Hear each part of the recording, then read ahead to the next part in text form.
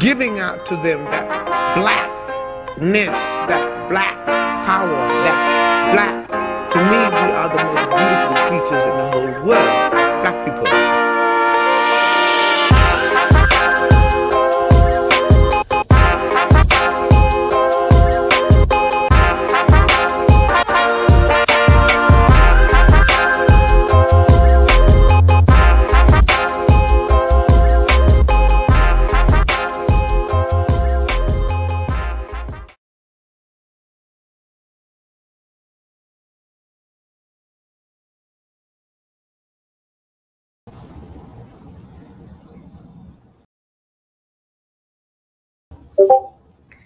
What's good, everybody? I'm sorry at the first part of the video. Um, I was installing something at the same time, and I was like, let me cancel this because I don't want this to mess up. You know what I'm saying? Whatever I'm doing at the same time while I'm doing this, reading this book. So yeah, I had to get that taken care of. But anyway, good evening. Hope everybody's doing okay this evening. Hope everybody's feeling fine and whatnot. Look, so oh man, so we're almost done with this book. We're almost done. I'm gonna try to get my best to get through it if I'm not angered, but it's just we gonna be all right. We gonna be good. We gonna be good. Let me say hey to everybody right quick. Um, oh my goodness.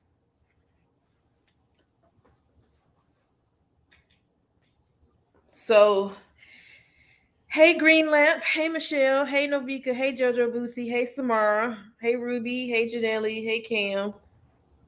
Oh my god, I didn't even tweet. I was such in a rush to do this. I forgot to put stuff on my socials and things that nature. My bad, y'all. I'm doing my best. I'm hurrying. I'm hurrying.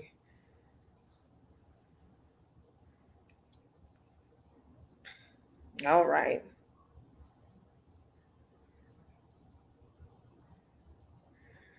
All right.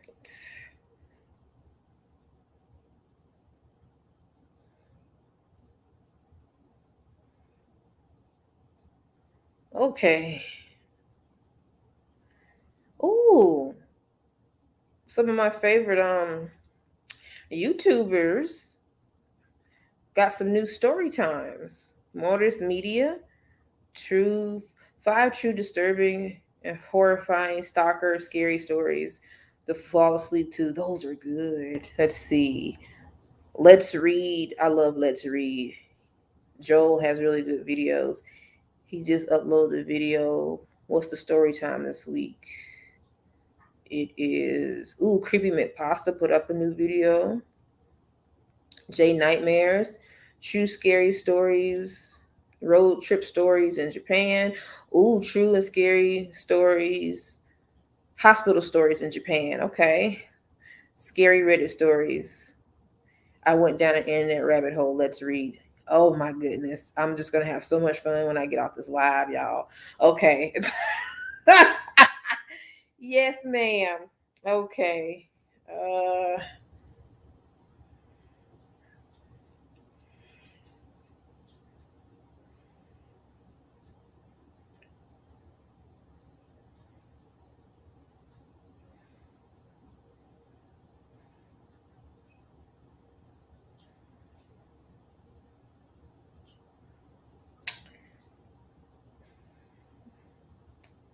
dang it. Hold on. What's up with the Twitter? I'm just gonna have to do it like this.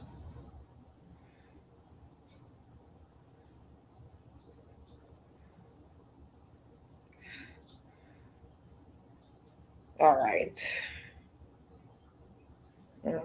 Twitter up here tripping. There. That's okay. Whatever. Whatever, Twitter. I hear doing stuff. Okay, y'all. That's taken care of. I have went to the bathroom. I went and peed. Hey Hannah. I peed, so I'm good. So recap.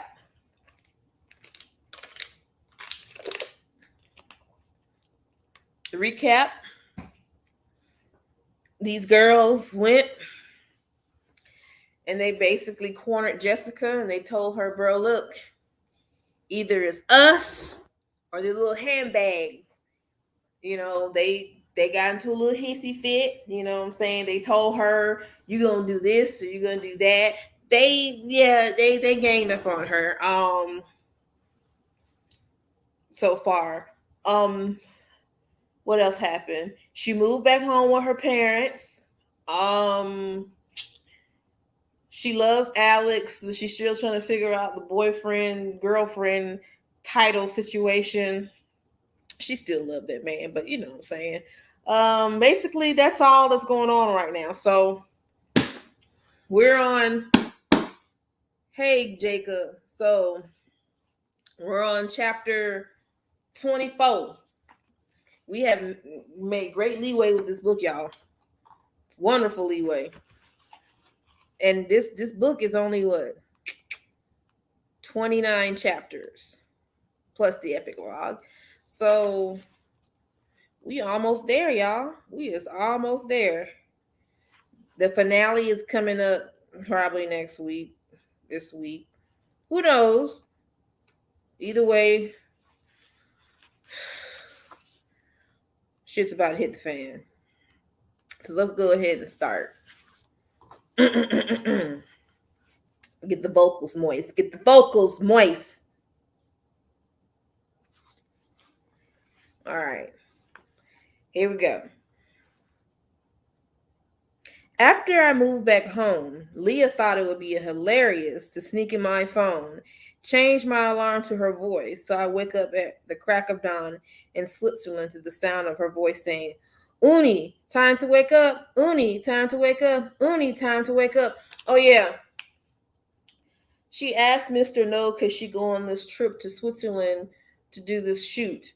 The thing about it is, it coincides with the LA trip for the Dream concert that they're doing too. So that's what's going on. And also, Alex is there with her. You know, he secretly want to clap them cheeks. So does Jessica, but it ain't implied. But girl, we already know you need your knees, girl. You need your knees. Hey AE, hey girl, hey MJ, hey Jada. So,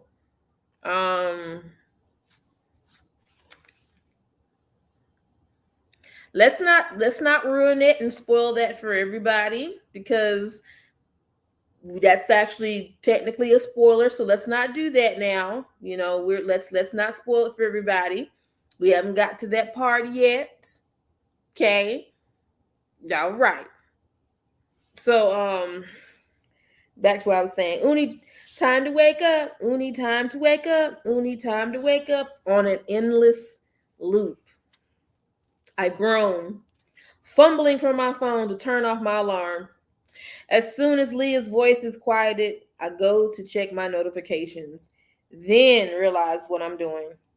I was about to check my messages from Alex like I do every morning, but there are none because he's in the room next to mine and could just knock instead.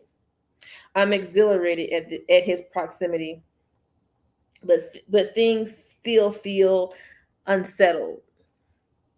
Once you think you know for sure that someone is your person, what do you do next? I feel the enormity of it start to sink in again. I don't have time to linger on what it all means. I got a photo shoot to get to. I'll roll out of bed to get ready. We need to be on the mountain super early before the mild September air turns the snow into slush. In the mirror, I see heavy dark bags under my eyes. Damn it. The makeup artist is going to have a field day trying to cover those. On my way to the shoot in the car that discipline arranged for me, my phone lights up with a text. Sunhee, Rachel, I saw that story in the reveal about Alex. Are you okay? Okay, so so child. So you was with all the girls when they sat down in the room with Jessica, aka Rachel, when y'all discussing either them or the bags. Why are you texting her now? These chicks, I tell you. Rachel, I saw the story in the reveal dispatch about Alex. Are you okay? I sighed at the mention of the article, so I started to think of it in my head, but I'm pleasantly surprised about Sunhee's support. After all, someone who callously sold me out to a tabloid probably wouldn't bother to check in on me, right? So Sunhee was the one that rat her out. It wasn't Mina. It wasn't Yunji. Thank you, Cam. Y'all go ahead and get them likes up for me, please. I appreciate it. So it wasn't Yunji, wasn't Mina, wasn't Lizzie. It was Sunhee who sold her out. So she the snitch. She is the snitch. These girls are really getting my jaw tight. They're getting my jaw tight right now. Woo! After all, someone who callously sold me out to a tabloid probably wouldn't bother to check in on me, right? I start to type back, but I'm interrupted by a flurry of incoming texts. Sunhee, are you going to come forward with a relationship? Does DB know? Do you think you're going to have to break up with him? Have you seen this? With the last text comes a link to some website, but the preview of it is slow to load. Of course, I should have known Sunhee wasn't reaching out with genuine support. She was just living for the drama. And now I'm back to worrying if one of my group mates really was the anonymous tip. Still, I want to know what this is that she was referring to. I'm terrified the link will bring me to the photos of me and Alex together or some other bit of undeniable proof of our relationship. But instead, it brings me to a forum page where netizens are speculating and theorizing. Some are saying everyone should respect my privacy. Some think we make a cute couple. There's also someone who, for some reason, is convinced I'm engaged to an American pop star. It's all actually pretty tame and nice. I'm struck with gratitude once again that I have the best fans in the world. But then my eyes zero in on the comments that Sunheat must be referring to. There's a thread of comments bad mouthing Alex, saying he's just with me because he wants to become famous. I'm about to write back to Sunheat to assure that it's all just gossip, but my fingers pause over the screen. It doesn't feel right to just let the internet run wild with hurtful gossip about Alex. He didn't sign up to be a public figure like I did, but at the same time, if I try to set the record straight, I'll just be confirming the existence of our relationship. A step I don't think either one of us is ready for. I sigh and put my phone away. I'm old enough now to know that communication is key. When I see Alex today, we'll sit down and talk through everything. But as soon as I get to the shoot location, a gorgeous ski chalet near the Matterhorn Peak, I'm whisked away to hair and makeup. From the hair and makeup trailer, I enter the main lounge, dressed in disciplined, soon to be released metallic olive green winter parka, a high fashion meets high function look. The style of sunset paired it with simple black leggings and almost tactical looking boots. I can tell Discipline's winter line is meant to make me feel powerful, adventurous, but still fashion forward. Like I could ski a black diamond, then pop into a five-star slope-sided restaurant for drinks. I try to channel the energy as I make my way towards set. Rachel, you're here. Carly Matson enters the lounge in a black parka of her own. We'll be modeling together today, and I feel myself perk up a little at the thought of being dressed in matching outfits with the Carly Matson. She kisses both of my cheeks, greeting, and then gestures to the bearded man coming up behind her. This is my husband, Ollie. Ollie, this is Rachel Kim. So thrilled to be working with you, Rachel, Ollie says, with a slight Swedish accent, shaking my hand warmly. I've heard such great things about you, too.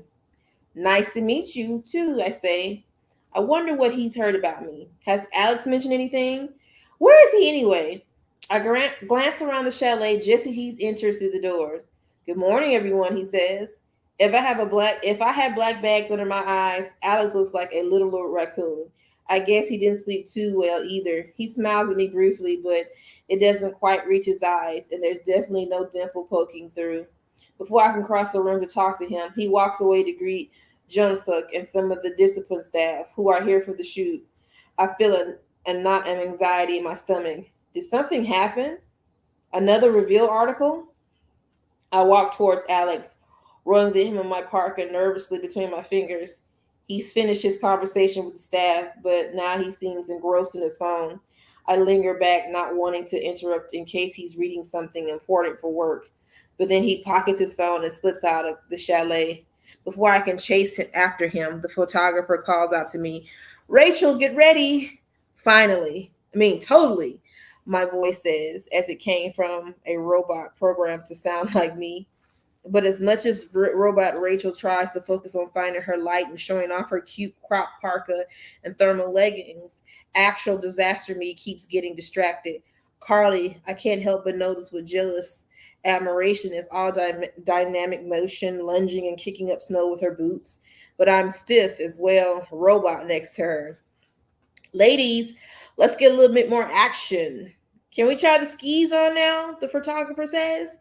He takes a quick break while we gear up, leaving Alex and a couple of the execs somewhere back inside the hotel.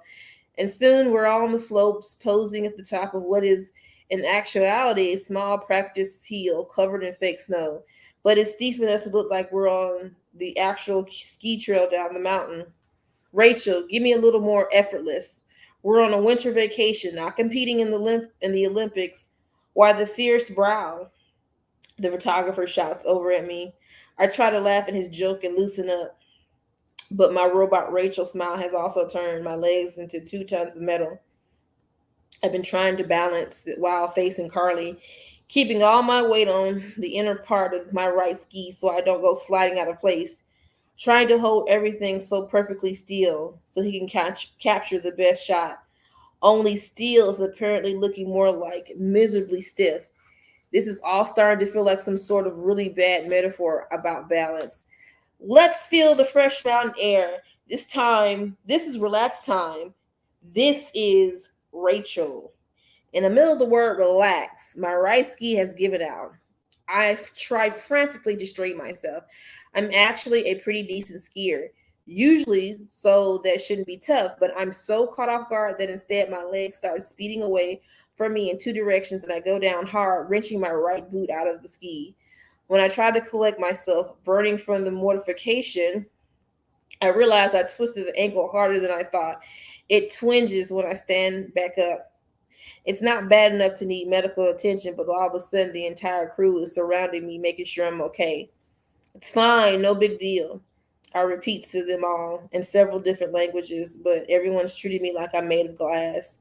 And 2 of the men actually pick me up to carry me indoors, with Carly following behind and Jungsook offering to get an ice pack from the concierge. I'm half tempted to ask for a second one to hide beat my beatered face and for the rest of the entire lifetime, my entire lifetime, excuse me. If things go well, we could plan on an event with you, Cynthia had said. Well, I think I can kiss this solo fan meeting goodbye because things are clearly not going well. Carly, who I so wanted to impress, is being extremely patient, but we all know I basically ruined the shoot, and that's all I can do to keep from crumpling into a ball and weeping. I'm so tired. The weeks of not sleeping must have gotten to my legs. Maybe this really is burnout. Maybe I think again the girls are right. And if I keep trying to have it all, I'm going to just fail at everything. Maybe that's already starting to happen. Carly must be able to tell how much of an emotional wreck I am because she begs for us to get a few minutes off and then suggests we do some casual shots still in our uniforms inside the lounge. So the whole day is not lost, yes, she says. I'm pretty good with the camera. What do you say?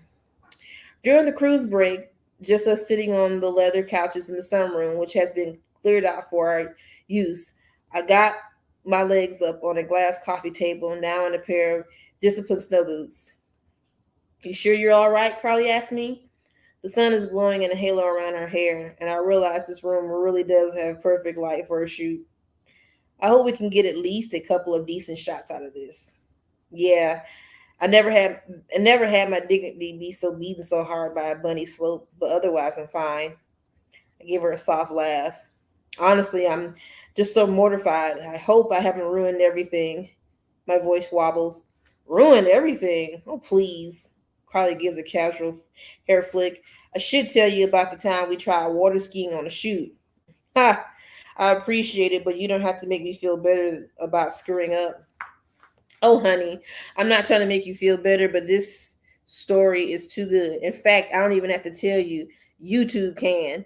She calls up a video from 7 years ago, and that involves an insane looking wobble, tangled legs, a bikini that didn't stay put, and an epic wipeout, all within about 17 seconds. Someone has turned it into a GIF.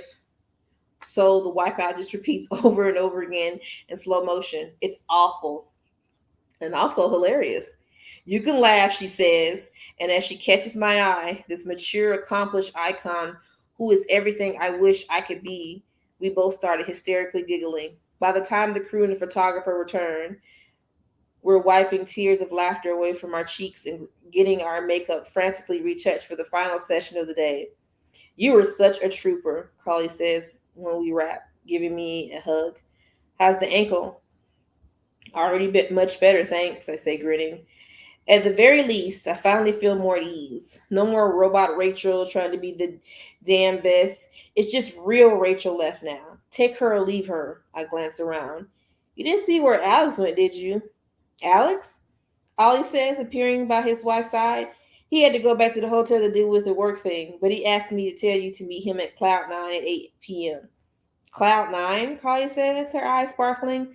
That place is beautiful, and the food is to die for. Rachel, you have to dress up. Just maybe choose a low pair of heels. We don't want any more accidents while you're here. Ollie, please make sure she signed the litigation waiver, she jokes. I laugh, though there's still a cold swirl of worry in my stomach. Don't get caught. I will, I tell her. Thanks for passing the message on, Ollie, and thanks to all you for being so patient with me. I really appreciated the experience of working with you and your team. It's been incredible. And it's true, even with my momentous fail, getting to spend this much time with Carly and absorbing everything everything I possibly can from her has been worth it. Even if I never get called to another modeling gig again. Cloud 9 at 8 p.m. Finally, time to clear the air with Alex and let him know everything I've been thinking. It's time to tell the truth. Now I just have to decide which truth. You'll figure it out. Leah said right before I left. You always do. Let's hope she's right. Hey, Subin Doll. Hey, Mercedes. Hey, Sherry. All right, y'all. Okay. Chapter 25. There are about 5,071 discarded outfit choices on the floor of my hotel room, and it's 7:56. Dinner with Alex is in 4 minutes, and I'm curled up in my drawers. I'm just playing in my underwear, and a complete ball of indecision when my phone pings. It's probably Alex wondering if I'm bailing on dinner or if I've completely lost my mind. Maybe you heard about the fiasco on the slopes today and disappointed. I felt better about the second half of the shoot indoors, but now I'm wondering if I just let Carly Good Spirits distract me from the awful truth of the situation. I still have to make up my mind about my fashion line and about Alex, and I can't do it. I feel totally paralyzed. With a groan, I roll over and look at my screen. It's now 7:57, but the ping was not from Alex. It was from my mom. How are you doing, daughter? I'm thinking of you up in the mountains. I know you love the snow. Hope you were careful on the slopes. Love you. Tears start to come to my eyes. Oh, hold on. My husband is taking me.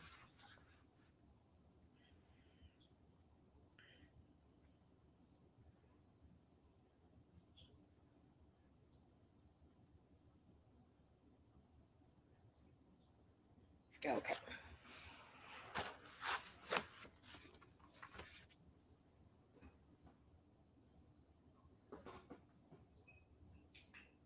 All right. Ah. Okay. Tears start to come to my eyes before I can stop myself. I'm calling her. Oma, I say as soon as she picks up. Rachel, is everything okay? I let off a sniffly breath that's half tears, half laughter. I think so. I can't believe you're awake. It's only 3, she says dismissively, like it's no big deal that she stayed up all hours of the night to check on me. I guess I should be surprised, but mother has always been there when I need her the most. Now, what's wrong? Oma waits patiently on the other end of the line. I can almost see her knitted brow, her hands folded in her lap as she waits for me to be ready to speak. He's the one, I blurt out. She's silent for a moment and then lets out a soft sound, something between a tisk and a chuckle. Daughter, I'm happy for you. Is this how I felt with Appa, I mean? Before she could reply, I'm already barreling on.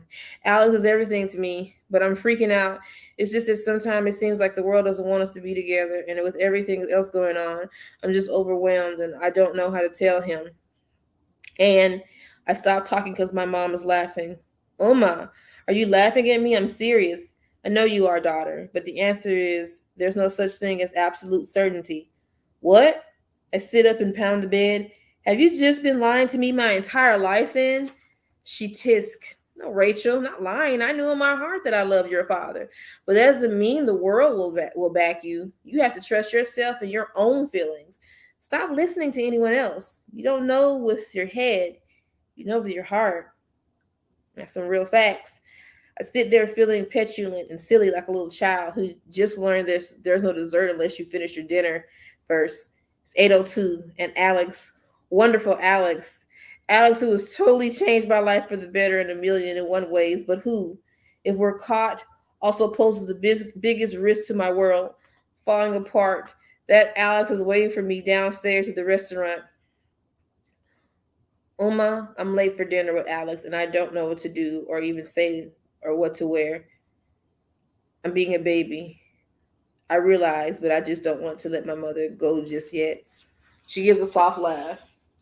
I can't tell you what to do or say, and you're the fashion icon, not me. But when in doubt, wear a little black dress. Now go get ready. You should not leave a handsome young man waiting like that. And then my mother, queen of outros, hangs up on me. As a member of one of the biggest K-pop groups out there, I've been to the best restaurants the world has to offer, but nothing can beat Cloud Nine views of the Swiss countryside. As soon as I arrive, the hostess leads me to the secluded outdoor patio at the back of the restaurant, where I can watch the sun setting over the mountains and the rolling green hills. String lights are hung up along the rafters, setting a romantic glow over the heated patio. The outdoor seating section is small with only three other tables, all of which are empty. It occurs to me as the hostess leads me to the table that I didn't pass by any patrons inside the dining room either. Alex is already seated, waiting for me at the table in the corner. He looks suave in a crisp white dress shirt and silver and blue skinny tie. He rises when he sees me. His eyes widen as I approach. I'm wearing a fun little black Miu Miu dress with crystal buttons and a ruffled neckline. I hear a shaped and a heart-shaped rhinestone belt. I twisted my hair in a high braided bun and put on dangly pearl drop earrings and heels. Alex doesn't speak for so long that I start to second guess myself, fussing with the sleeves of my dress. You look great, he finally says at the same time I say, that tie looks nice on you. We both laugh awkwardly, taking a seat. There's silence for a moment, neither of us knowing exactly where to start. So I heard the food here is really good, he says. The view is great too, I add. Really pretty. Mm-hmm. We fall silent again. Oh God, it's awkward. My stomach is doing some somersaults. Is doing somersaults. I fill it with my napkin, about to launch into a discussion and on how the weather is really quite lovely tonight when Alex rescued me by saying, I order us a bottle of Bordeaux. I hope you don't mind. Not at all, I say relieved. I love red wine. Oh my God. I get it together. Hold on. I read too fast. Oh my God. Get it together, Rachel. It's go time. I have to tell him about how I feel, that I fall in love, that he's the one. But first, I have to tell him about the ultimatum and everything I'm weighing. And I have a decision to make. I wish the wine would hurry up and get here so I would at least have something to do with my hands. I can tell by the look in Alex's eyes there are things he wants to talk about too, but neither of us knows how to break the ice. I heard the rest of the shoot went great, Alex says, after the waitress come to uncork our bottle and pour our glasses. Here, he takes a sip. How's your ankle? I can't believe I wasn't there. Are you okay? Thank God he wasn't. Doing the mid-slope splits that nearly stretched a hole in the butt of my pants while the designer of said pants was watching was probably one of my top 10 embarrassing moments of all time. And that's coming from the same girl who vomited on Jason Lee's shoes during the audition. That was funny because I didn't like him with his little tacky self. I had word falls during Dance practice, I smiled, waving off his concern.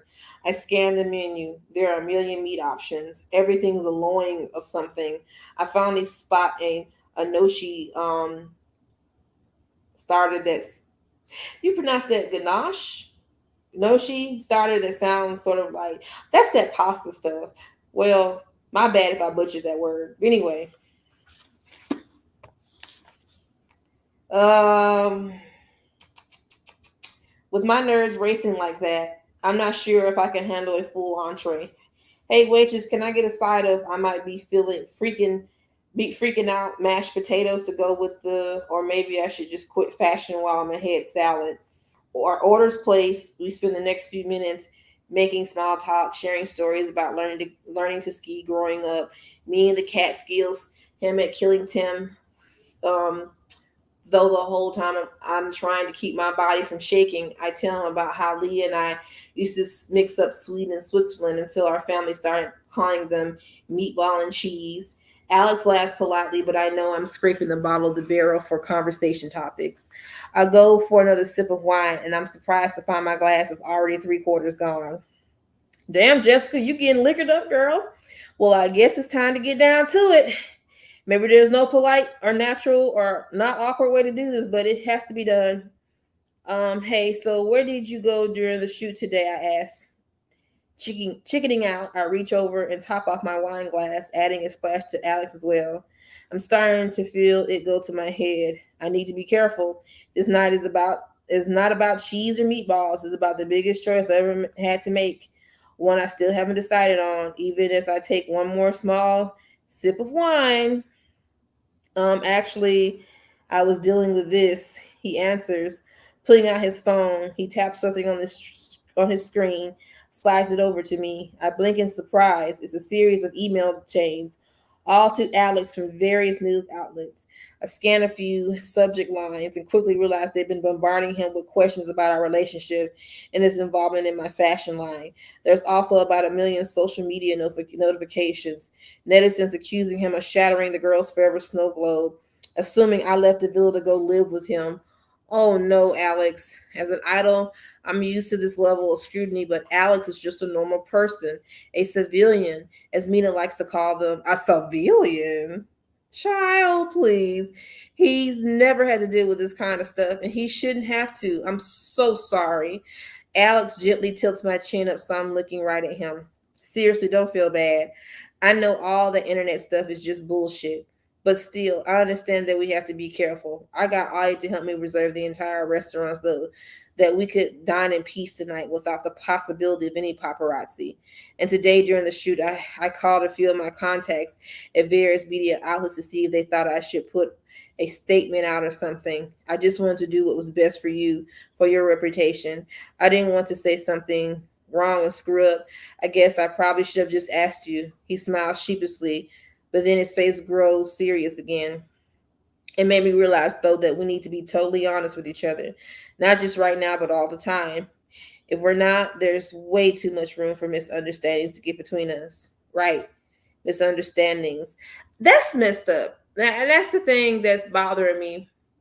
Um, they're getting mad at him because they think that she's taking her time away from the group, but it's not like that. They genuinely love each other. And these fans got to stop acting like they own these people. Like, you don't own nobody. Like, she's not allowed to be in love. The dude already has money. Like, why be so bitter about it? And then put him in the situation trying to make him seem bad. It's a whole mess. It's a mess. Um, let's see. Even the reveal story, I'm glad you're here, that you were at the shoot today. Our relationship has been life changing for me. Alex, Rachel, I need to tell you something. Your dinner has arrived. The waitress sweeps in at the exact moment with plates um, of gnocchi and lobster dribbled in champagne sauce. Thank you, Alex says with a pained smile. As soon as she leaves, Alex and I look at each other from across the table. You were saying, I asked, but Alex looked a little pale and gestured to me. No, I interrupted you. What were you going to say? Come on, girl. You better say it. It's your man, girl. But Alice looked a little pale and gestured at me. No, no, no, interrupted you. What are you going to say? I came here hoping to truly communicate with Alice about all things I'm thinking and feeling, but in the moment, I'm suddenly at complete loss for what to say. Do I tell him about the girl's ultimatum, that I'm thinking of stepping back from the fashion? Do I tell him that this us is yet another thing the girls think is getting in the way of the group? How do I even start? It's all this uncertainty a sign that I've stretched myself too thin, or I'm certain because I'm overthinking it. When I look at Alex, I don't feel uncertainty about him. As a person, he's everything I want. The uncertainty is about me, not him. I think about what Uma said. You can't know your head, only with your heart. No, I say, trying to give myself a few more seconds to listen to what my heart is saying. I'm I lost my train of thought. You go ahead, please. Okay. His face grows serious and he extends his hand across the table for me to take. I do. What I was saying was, I'm falling in love with you, Rachel, he says, his eyes never leaving mine. Ooh, he did. He finally did it, y'all. He told her, girl. He told her how he feels, girl. In that moment, my heart stops. He loves me. He squeezes my hand, the most beautiful smile lighting up his eyes, all the maybes, maybe I shoulds, and we better just if flies from my head. When he looks at me like this, I suddenly stop thinking about shoulds. Stop thinking altogether. Is this what Uma meant? I realize that I'm smiling huge, a smile that hasn't felt this good in a long time. The complete opposite of robot Rachel's smile. I can't help it. His smile is contagious. I love the crinkles on the side of his face. I love that dimple in his left cheek. I love how his voice is perfect, mix of husky and warm. I love everything about him. I love him. It's as simple as that. And now the moment is here. The moment when I say it back. When I tell him everything I've been holding in and that I've been feeling. Oh my God, this is huge. Okay, take a deep breath and just let it out. Alex, I I love you. I'm sorry dating me can be so complicated. I know what I'm doing. I know this one thing to be true. You're perfect to me. You and me against the world. Alex, I love this wine. Girl, I can't say it as much as I know it in my heart that it's true. Saying the words out loud would mean destroying my plausible deniability forever. I'm just not ready for that. Luckily, he plays off the awkwardness and doesn't act like he just let the words I love you hang in the air without hearing it back. If he's hurt or upset, he's hiding it well. His dimple's still out in full force as he offers me a bite of lobster. Still, I search his eyes for any sign of disappointment and try to convey through my own that even though I'm not ready to say that yet, I do feel it. It's beyond clear to me now that I can't let the girls and rumors get in the way of us. You don't walk away from someone you love, but I'm ready to fess up some other things. After we get around the waters to clear our heads, I finally let loose about the ultimatum and my doubts about pursuing Rachel K any further. Alex practically drops the fork. The ultimatum. Are you kidding me? This sounds like an Arnold Schwarzenegger film. Jesus, Rachel, these girls are supposed to be your sisters. They're asking you to choose between the two things you love most. Well, three things I love most. I want to interject, but I don't. Well, yeah, when you say it like that, it does kind of sound bad. He stares me right in my eye and gets serious. Look, if you want to quit the line because it's too hard or it's not making you happy, then it's fine. Then fine. But if you're just afraid of taking the risk or worse, afraid of what your group thinks, let me say we never get where we want in life if we follow our fear. Ooh! It's one thing my mom always taught me. I think your mom and my mom would like each other, I say with a smile. Let me ask you one thing. He sits back. Does fashion make you happy? You know the answer to that, I tell him. Completely. It's just, I know. You're used to playing by the rules everyone else has set for you. Nailed it. Playing by the rules has got me where I am today, Alex. I can't just dismiss that. I would never ask you to, Rachel, only to follow your happiness. Stop listening to other people and listen to yourself. What's your heart saying? Geez, first my mom and now Alex. Did everyone get somehow to listen to your heart handbook except for me? My heart is saying I want to make out with his entire face. My heart is saying I love him. My heart is saying why limit myself when I can have it all. I want to play by my own rules too, I tell him. I should get down with what makes me I should do what makes me happy. I should get to do what makes me happy. And I'm going to do what makes me happy. Woo! He pumps up his fist like he's watching a baseball game and his team scored. It would be slightly embarrassing if there were anyone else at this restaurant to notice. Instead, I just laugh, relief flooding through me. I want to toast us, he says, grinning as he pulls some stuff together, because I believe we can get through anything together. Paparazzi, online trolls, hotel ghosts, life threatening incidents in the subway and on the slopes. All of it. It's you and me, Rachel Kim, against the world. I laugh. You're a dork. Don't make me stand up and start clicking my glass, he says. He warns. I wouldn't want to embarrass you in front of. He looks out over the empty patio. Marta! He finished nodding to our waitress. Okay, okay, I laugh, raising my glass. When I look into his eyes, I feel powerful. I feel nothing else matters because with him, I know I'm always going to be okay, even if I don't always have the answers. Maybe I don't have to know everything to be certain, at least of this to us. Back at the hotel, we say goodnight before disappearing in our respective rooms. Barely 2 minutes have passed before I walk over to the adjoining door and knock 3 times. This better not be a ghost, he calls. I hear this hotel has one. Ha ha, I say. He opens the door and grins, pulling his tie loose from his neck. I bite my lip. Why do I look so sexy when he does that? I lean against the doorway, putting one hand on my hip. I have a question for you, I say. All right, shoot. Could you help me unzip this? Girl, what y'all about to do? Hey, Jess. Oh, girl, what y'all about to do? Girl, undress me, girl. What you trying? What's fixing to go on? Y'all about to get straight up stank. Could you help me unzip this? I asked innocently, turning my back to him and sweeping my hair, recently freed from its bun, across my shoulders. I can almost see him visibly gulp. Sure, he says, reaching for the zipper. I felt his fingers warm against my skin, goosebumps forming along the paths of his zipper. Oh shoot, it's starting to get girl, starting to do some things up in here. How come it took you so long to respond to my outfit when I got to the restaurant today? I say, knowing exactly what I'm doing. I did put in some extra effort, you know. Did you not like it? I looked at him over my shoulder again with innocent eyes. A smile quirks up the corner of his lip. He steps closer, putting one hand on my waist. No, I liked it. Too much, actually. You knocked all the words out my head. Smooth talker. I mean it. He leans in closer, his lips inches from mine now. He closes his eyes and presses his mouth against my neck, instead sending shivers down my spine.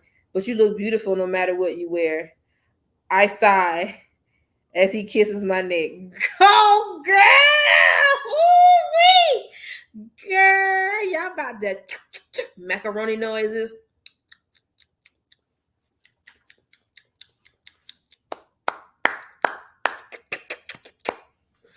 Hey, okay, Jessica, girl, you about to get you ski, beat me, and wee. Okay, let me stop. Yeah, sighs. He kisses my neck, wrapping my arms around his shoulders, my dress half left, halfway unzipped. He brings his mouth to mine, and I kiss him back gently at first, and then more passionately, my lips growing soft and tender at his touch. He pulls back to look at me, his eyes heavy with desire. I tug on his loosened tie, pulling him deeper in my room. He softly closes the adjoining door behind him, and we tumble onto my bed, our lips finding each other once more. Last night, I was up all night missing him, wondering if all my decisions had been a mistake. But not tonight. Not tonight. Jessica got her some stuff. Jessica. Girl, this ain't no family channel. I marked my channel's not safe for kids. This is for the adults. Oh my goodness. Jessica, did you get you some boom boom? Did you get you some poom poom? Did you get your back broken out? Did he give you some head? I hope he gave you some head, girl. Oh my goodness. Ooh, girl. Yes. I'm rooting for you, girl. No wonder you look like you got such a glow on the back of this book, girl. You got your towel rotated. Hell yeah, that's what I'm talking about. Woo!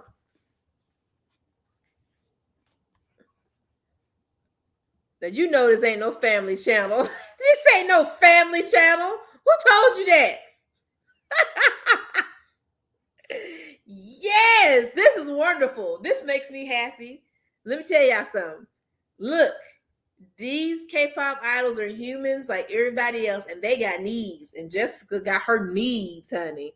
She probably got on her needs and got her needs, and vice versa. But child, she got her needs. Ooh wee.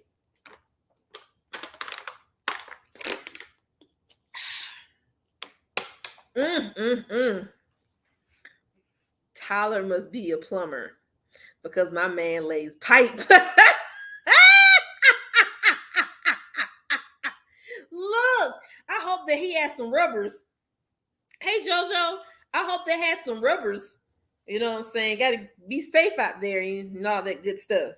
Okay, girl, she was like, "Ooh, they did some things. They were diddling and all types of stuff." You know what I'm saying, girl? Oh, wait. Yes. Okay, so on the way back from the airport, I don't even bother going home first. I'm sorry, y'all. This was great. Oh, this is a great part of the book right here. Oh man. Oh, she got her doomies beat in. Yes, Jessica. That's what I'm talking about. That's why them girls is jealous. You was over there getting them cakes baked. That's what I'm talking about. Okay, on the way back from the airport, I don't even bother going home first. I asked Jung so to take me straight to the girls' forever villa.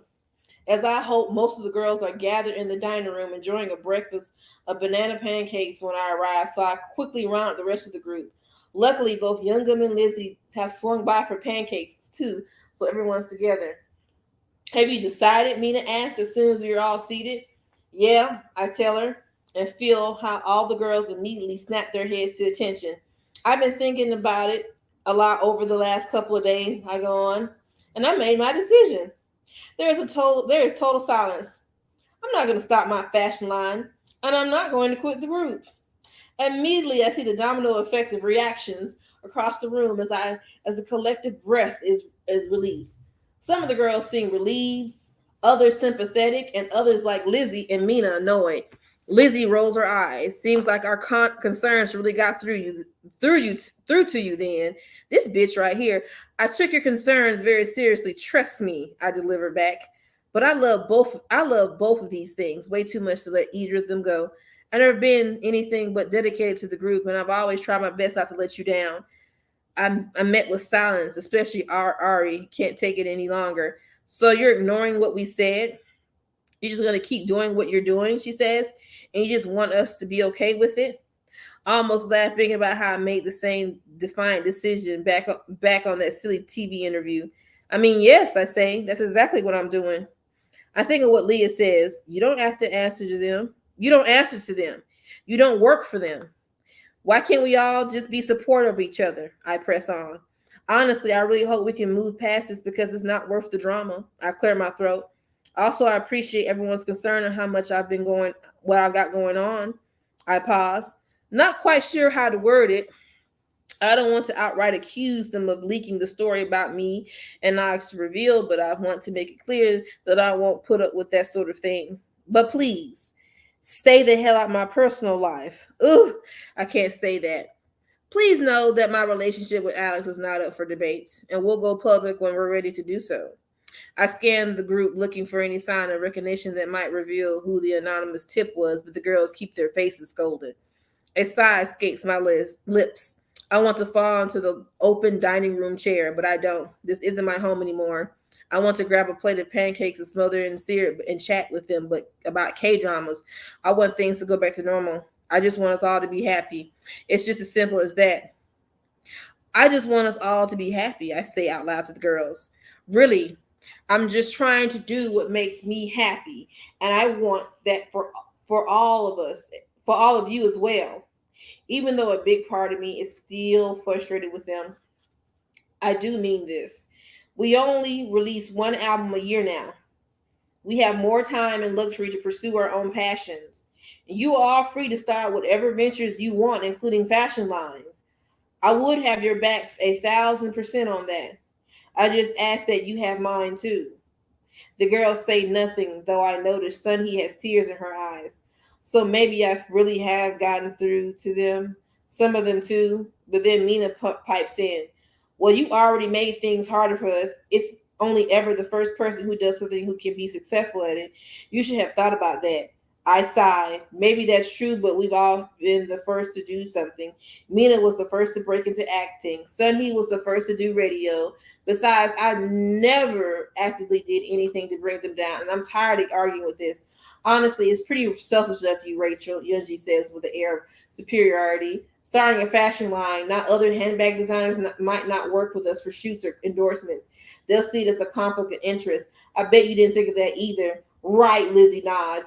If we had known what you were doing, we would have never agreed to it. But you did know, I shout, surprising myself. I've been trying to keep a cool head during this conversation, but I can't let the girls keep denying that they knew about Rachel K. This has to stop. I don't know why you keep saying you weren't aware of my plans for the fashion line. I kept you in the loop from the start. You better tell him, Jessica. You better get him, girl. I can feel my whole body buzzing. I take a deep breath, trying to calm down. These girls stare at me, shock and tension still reflected on everyone's faces. I wait a beat to see if anyone will speak, but no one does. Well, I have a bag to unpack, so I better go. I turn and walk out, trembling slightly. I can't believe I just said all that, but I'm also proud of myself for standing up for the truth. It's like it's like the feeling I get when I'm on stage. All the lights pouring down on me, and I'm all nerves and anticipation. But then the music starts. My brain stops thinking. My heart takes over, and I feel a rush of confidence. But with the girls, it's like someone has forgotten to press play, and I'm forever waiting for the music. The girls don't confront me again for the next 10 days. I stay out their way and they stay out mine. I use the gap in the group schedule to escape to Jeju Island for Alex for a quick visit, which helps clear my mind. Quick visit my ass. You went over there to get some quick dick. That's what you went. Hold on. My husband done text me.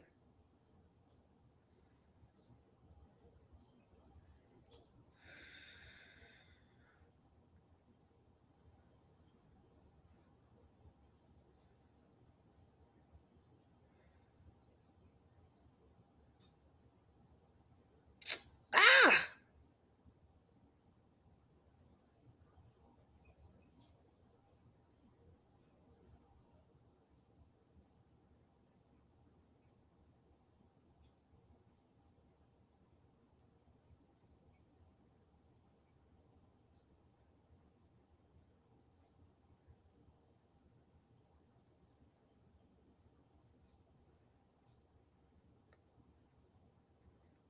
Okay.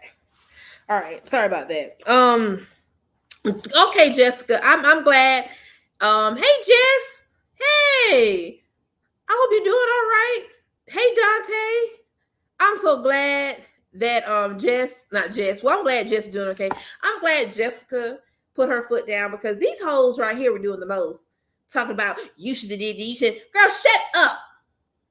Be quiet. These old turtle mouth.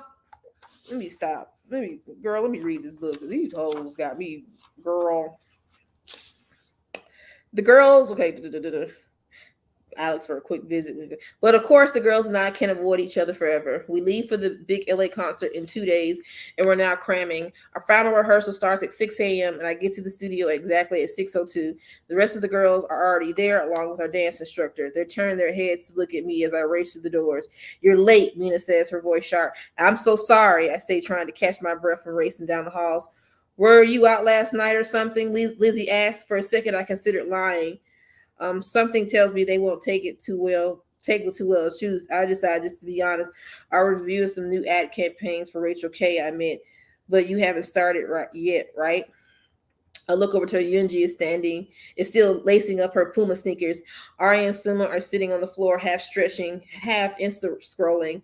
It doesn't matter if we started yet or not, Mina says. It's the principle of it. We all know of how important the LA concert is. We all showed up exactly on time, and you just walked in here whenever you want. Normally, I would play nice, but this hypocrisy is getting to me. What about the time you missed 7 appearances because you were filming for your movie? All of us have been late or absent before, Mina. I look to the rest of the girls for backup, but they're all silent, looking down at their feet or exchanging glances with each other. Even though they're not saying it, I could tell they all either agree with Mina or are once again afraid to speak up against her. Whatever, Mina says. Let's just start. We can't waste any more time waiting for Princess Rachel. The old nickname stings, but some things it seems really never do change. I mentally flashed our anniversary dinner to Mina toasting our group, and all the girls clinking glasses. We will ever get back to that place. I let out a breath and prepared to dive in. After all, I have to prove my commitment now more than ever. Can't let everyone think I'm getting distracted by Rachel K. I'm ready, I say quickly as the instructor turns on the music. Let's do this. For the next 2 hours, we practiced the newest dance number. It was only added to the roster a week before the concert, and no lie, this may be one of the worst rehearsals I've had in years. We're also painfully out of sync, bumping into one another during formation changes, landing our moves on different beats. Our instructor keeps stopping the song and making us start from the top over and over. The more we mess up, the less patience she has. Are you even trying? She cries over the music. I am. We are. But there's a weird energy in the group, and it feels like everyone is distracted. After so many years performing at the top of our game, it's not like us to be off right before a concert. Not good enough. And I'm looking at the world's leading K-pop group or a bunch of baby trainees.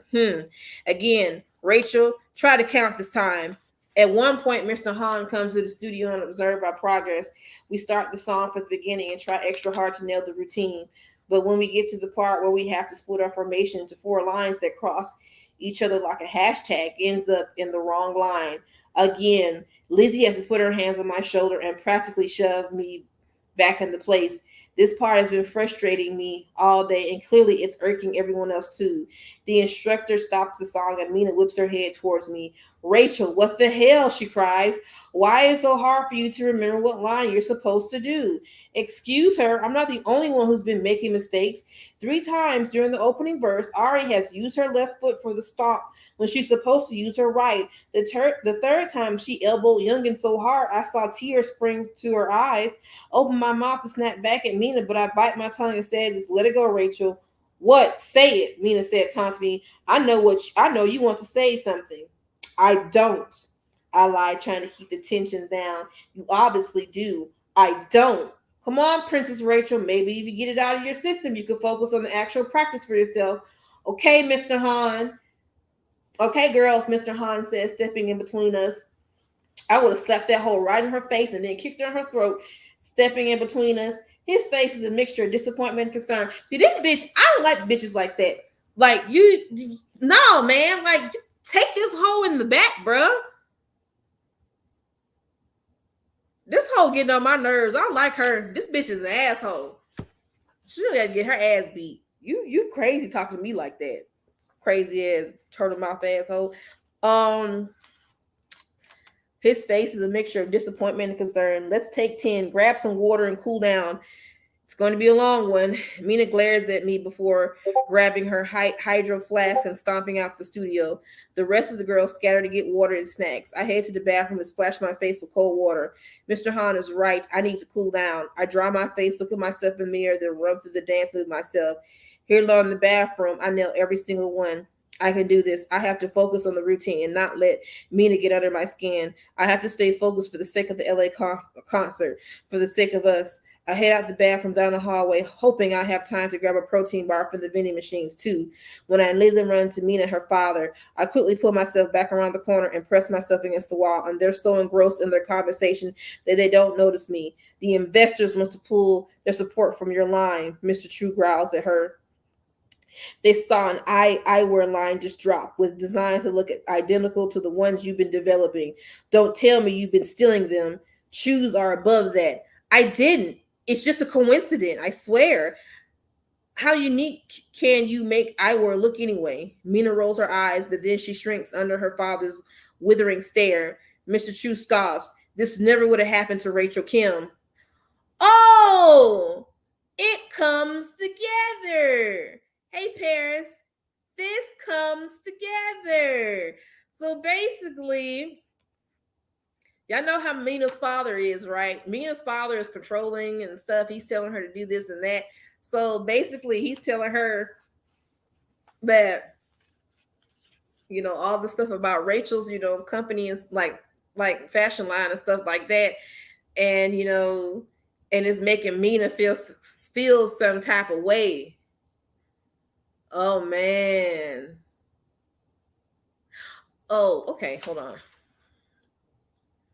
This was during Mr. era. It's such a good song and era, but it's sad because it was Jessica's last song. But yes, I like that song too.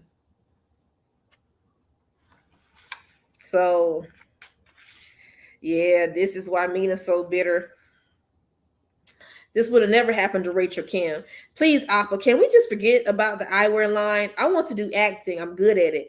No, Mr. Chu says curtly. You need to fix this, Mina. Choose, don't lie. Choose, don't lose. And with that, Mr. Chu spins on his heel and walks away, leaving an utterly defeated looking Mina behind him. I back away before Mina could spot me, giving up on the idea of having a protein bar to boost my energy before practice restarts. There's an awkward tension in the air as the girls file back in the studio. Mina's the last one to rejoin the group, an expression of fierce determination on her face. And then we're refocused on the dance, and only the dance. The hours pass by and we slowly get it together. I don't mess up the formation change for the rest of the day, and I feel myself getting sharper and sharper as we go along. Let's call it a day, Mr. Han sighs finally, but you all better be practicing in your sleep for the next 2 nights. Sweet dreams, and I'll see you on the flight. That night, I lie in the bed, scrolling through my phone. Usually, Alex and I FaceTime before I go to bed. He's out having drinks with another potential Hong Kong buyer for Rachel K. I shoot him a quick text. Yes, it's getting hot now. It's getting hot. B, hope you're having fun. Don't do anything I wouldn't do. As I climb under the covers with the stress of the day and know I am going to be in the States on a total different time zone for next week, missing him feels like a physical ache in my chest. It just won't go away. But there are little things that help. I pull up the snap map on my phone. I know it's kind of silly, but sometimes zooming out and seeing our location icons on the screen makes me feel like we're not so far apart. As soon as I open the app, though, it's not Alex's avatar that catches my eye. It's the girls, all 8 of them clustered together in one location. I sit up in bed frowning. I thought everybody went home after rehearsal. Only a handful of them still live in the villa, so it wouldn't make any sense that they all be there unless they decide to keep hanging out without me. I zoom in closer and see they're all not at the villa. They're at DB headquarters. My mind immediately flashes over our rehearsal schedule. Mr. Han clearly said we were dismissed. Everyone got ready to leave together, and that was a couple hours ago. Did everyone stay late except for me? I quickly dialed Jung Suk, already climbing out of bed and trying to find my socks in case there's a surprise add-on to today's rehearsal that I need to rush back for. Jung's like, hi, it's Rachel. Does Girls Forever have a rehearsal space reserved for tonight? No, we're totally empty. Totally empty except for the trainees and a couple of the first year debuts, Crown Jewel and FMK. I think Jung Suk hang up and roll back into bed, relieved that I'm not missing another practice, but now I'm totally confused.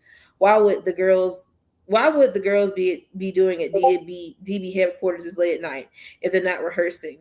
I pull up the map again. Sure enough, they're all there. 8 little avatars all clustered on Samsung Row. Then again, SnapMap isn't always accurate. About half the time, Alex's avatar looks like it's floating in Victoria Bay, pretty close to the headquarters, close enough that the app might glitch and show the wrong locations. They could be at the villa or even at Bar 9. Bar 99 right next door, where we sometimes go for drinks or after a tough rehearsal.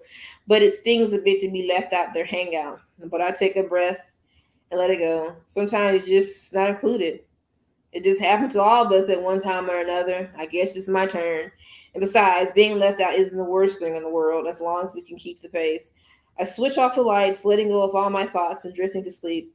I need it more than ever, but it turns out my sleep is doomed to be cut short because early the next morning, before I can even think about starting to pack for our trip for tomorrow, I wake up to a text. And then I look at my phone and my stomach sinks.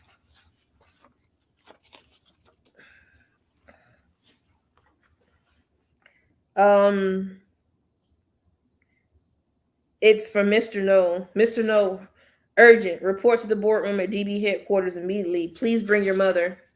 This is the second time now that he's texted me something like this. The first being when the news broke about Yunji and Gonmu. I haven't even had breakfast yet, and I already feel like throwing up. They found out about me and Alex. They must have. There could be no other reason for a text like this.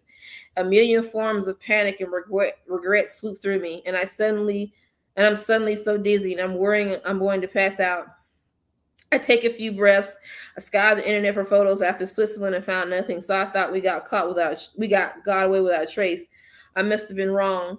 I cringed as I quickly checked my news feed and Google alerts, but there's no mention of me and Alex in press. I breathe a sigh of relief, though that doesn't mean that there won't be a piece coming. I will probably enter Mr. No's office to see photos from another tabloid and threats to break it off, but I don't want to risk the photos being printed. But I'm not going to be blackmailed into a breakup. I'm just not. It's me and Alex against the world. We will figure it out. I tell myself this and desperately try to believe it, but inside I'm twisted into a knot. There's another detail that feels off. Why are they asking my mother to come? Unlike other parents, mine are pretty off hands about my career. I can't remember the last time they had a meeting with DB. I try not to spiral as I text Uma and work and quickly get dressed. I put on a pair of leather pants, a pale pink blazer, an outfit I always feel powerful in no matter how many times I wear it. I need the extra boost of confidence to face whatever is waiting for me at the headquarters. I arrive at DB and Uma's waiting there out front. She squeezes my hand but looks just as confused as I feel. As we make our way to the boardroom, my phone rings with an incoming call from Sun Hee. I turn on silent. Whatever she wants will have to wait. I knock on the boardroom door and enter. Mr. No is there along with Mr. Han and a few other DB execs. By now, my heart is basically up inside my throat, making it hard to swallow. Why are so many execs here? I'm instantly reminded of the time when I was a trainee and I had to convince the execs to give me a second chance in this very boardroom. Only at that time, I had Yunja there to back me up. This time, I have my mother, which only gives me a greater sense of foreboding. Anasio. I say, bowing. Rachel, Miss Kim, Mr. No says, take a seat. We ask that you please don't record this meeting.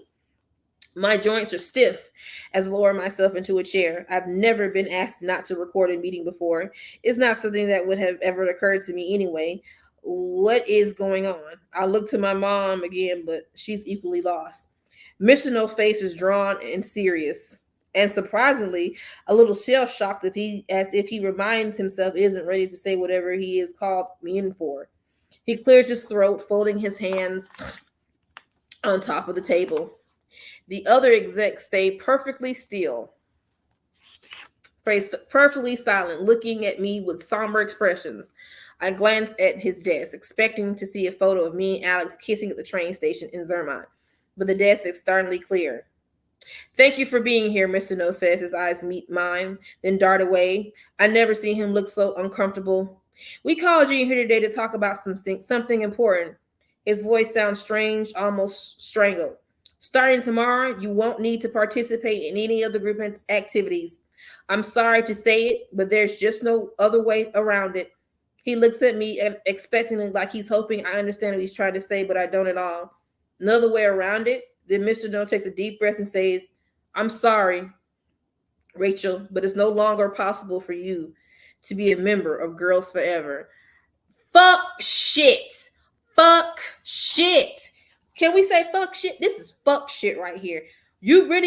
What? What?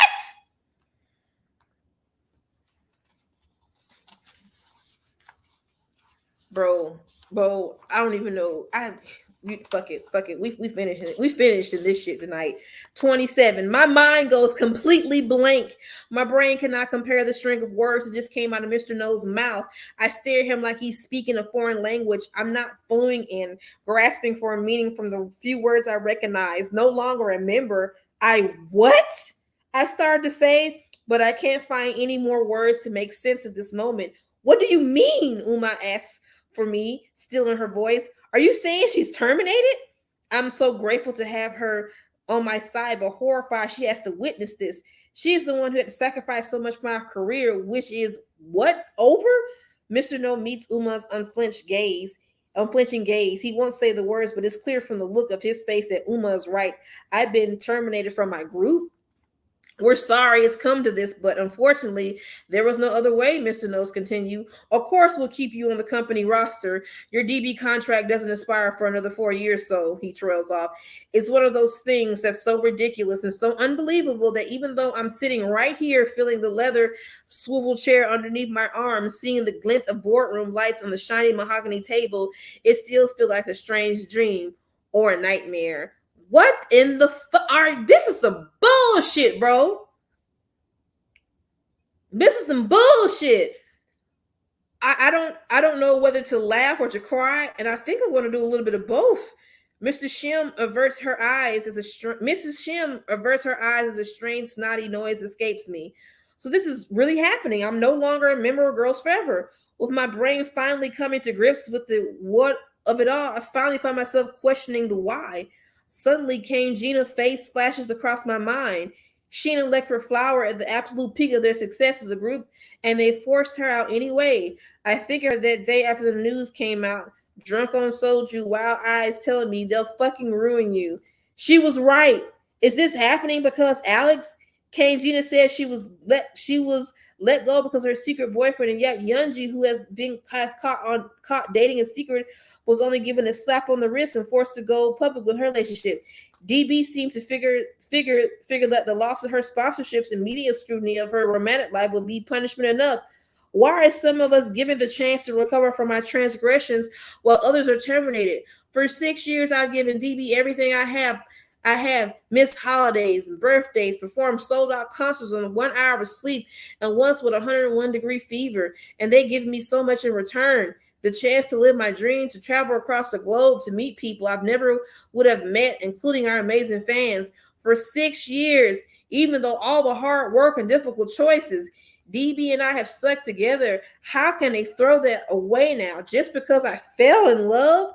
A box of tissue slid across the conference table, and I looked up to see Mr. Han looking at me with a mix of regret and revulsion, like I'm a mangled bird, and his cat brought in.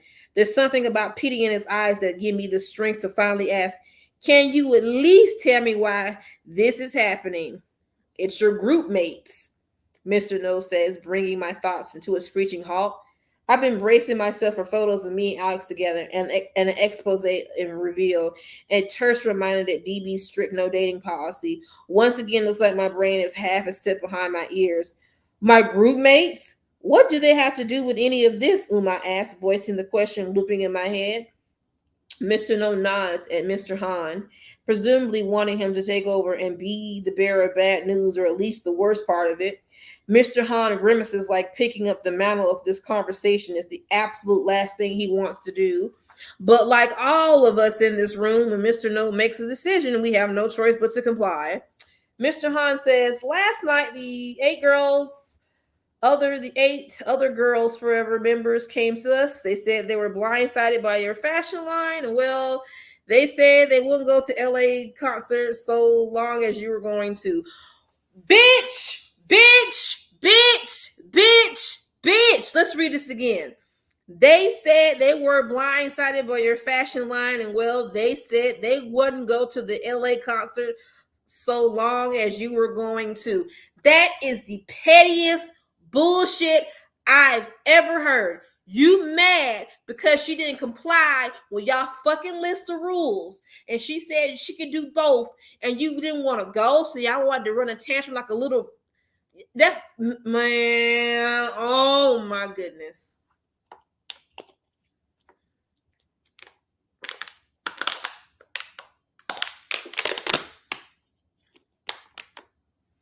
Fuck shit. This is some fuck shit. Fuck shit. These hoes knew. And we read the book earlier, Rachel Jessica, fuck, we already know who it is. She said these hoes earlier, y'all knew about this line. They knew about it. She even gave them handbags. She gave them bitches handbags that she personally had from her collection. Y'all fucking lied on her? No fucking respect. No fucking respect for none of them, bruh. No respect. All of it out the window. No respect for none of these hoes. None. None. We're sorry, Rachel, but if the girls won't share a stage with you, we just can't see a place for you in the group anymore. I feel like someone sucker punched me right in the stomach, leaving me completely bruised and breathless. Tears prick my eyes, and I hate myself for it. I don't want to cry in front of the execs. Not now, not like this, but I don't know how else to react. An ultimatum. The exact same move they tried to pull with me, and that didn't work. They went behind my back to strike a deal with DB, leveraging themselves just like Mr. No leveraged all the DB groups against NNG. I suddenly remembered the snap map. The girls were all together at DB headquarters last night. I can't believe while I was lying in bed, they were here putting an end to my career, destroying our sisterhood. I thought the impossible choice they posed to me was just a power play to make me give up my fashion line. I never thought they were actually trying to force me out the group. I think of all the times I explained the girls' actions to Alex, to Lee, and to myself. I tried to give them the benefit of the doubt, to see things from their point of view, and now I'm not sure if that just was just incredibly naive, or if deep down I saw the writing on the wall and just couldn't admit it. That fucking loyalty, bro. The fucking loyalty. The fucking loyalty, bro, that this girl had. Bruh, I'm about to throw this book. I'm so pissed. Jessica, girl. Jessica. Sis. I'm sorry, sis. I'm so sorry, sis. But no, I don't accept that. There's no writing on the wall, not for something as bad as this. There's no way I could ever have expected it. It's unprecedented, unheard of, and profoundly cruel. My fists tightening, nails digging into my palms. I push down my emotions, the hurt, the sadness, the rage, and instead morph into survival mode. I adjust the sleeves of my pink power blazer and look at Uma and let her presence give me strength.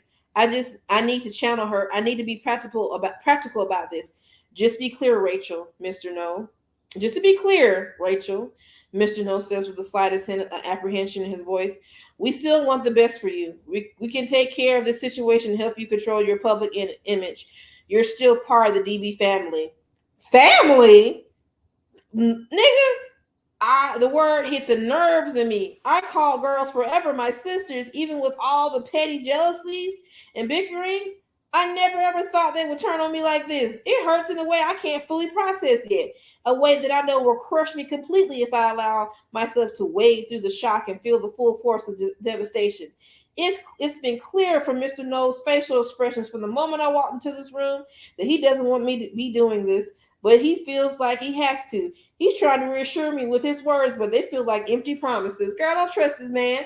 Mr. No closes his leather folder, the well-known signal that this meeting is over. The other execs start to awkwardly rise from their seats, but then Mr. No opens his mouth to speak again, and they all pluck back down. In the meantime, Rachel, Girls Forever has the LA concert. They're leaving tomorrow. They, not me. You will stay home and say that you're sick. We'll take care of the rest. And then you want her to lie? You turn around and you want her to fucking lie? You want her to fucking lie? You want her to lie? No, you want her to fucking lie? I can't with the bullshit. Oh, and with that, he rises from his chair at the head of the table and strides from the boardroom. The other execs following him in his wake. This is it. No LA concert, no Girls Forever. My career as a K-pop star is over. September 30th, the day I was supposed to leave for LA with the girls. Instead, it marks the day after I was cut from the group. At the first rays of sun just peek over the Han River, Uma, Appa, Lee, and I all sit around the living room staring at the phone in my hand. Uma and I have told them everything, and it's hard to say who is in deeper shock, them or me. Should I do it, I say? Should I post that I'm sick? Mr. No told me to pretend I'm sick as an excuse for missing the LA concert. Of course, I know why they want me to lie. DB owes the concert promoters 9 girls. If I'm not there, they'll be in hot water unless they have a good reason. But I can't really make a public statement that's so far from the truth. I look down at my assembled family, genuinely seeking their advice. We've been here all night, and I still don't know what I should do. But the clock is ticking. The girls leave for LA this morning. I need to make a decision. I think it's okay to say that you're sick for now, Appa says gently. You need rest, Rachel. It'll be the simplest excuse that won't get you too much media attention, and you certainly are not well. If I look half as dead as I feel inside, I can only imagine they must be alarmed. Of course, typical Appa, worried about my well being above all else. I don't know, Appa, Leah says doubtfully. It might get Uni even more unwanted attention, media attention. They might try to spin it in a way where Uni is too burnt out from Rachel K to make time for K-pop anymore. As someone inside the system herself, Leah clearly understands better than Appa how the world of K-pop works. I know how she subtly corrects them, sharing her insight while still being respectful, and I'm struck again by how much she's grown up. I still can't believe they caved to the ultimatum. Alex says from my laptop. I video called him last night so he could be a part of this family conversation too. He's been up with us all night, railing against DB weakness and saying how a good businessman should have known how to handle a threat like that. If it were me, he continues, I would have said, fine, the plane is leaving for LA tomorrow. If you show up, great, you've done your jobs. If you don't show up, well, then you explain to your fans why you missed the concert. You know, if he had just said something like that, the girls would have fallen in line. Thank you, Alex, for being the voice of reason. That's what a businessman's supposed to do.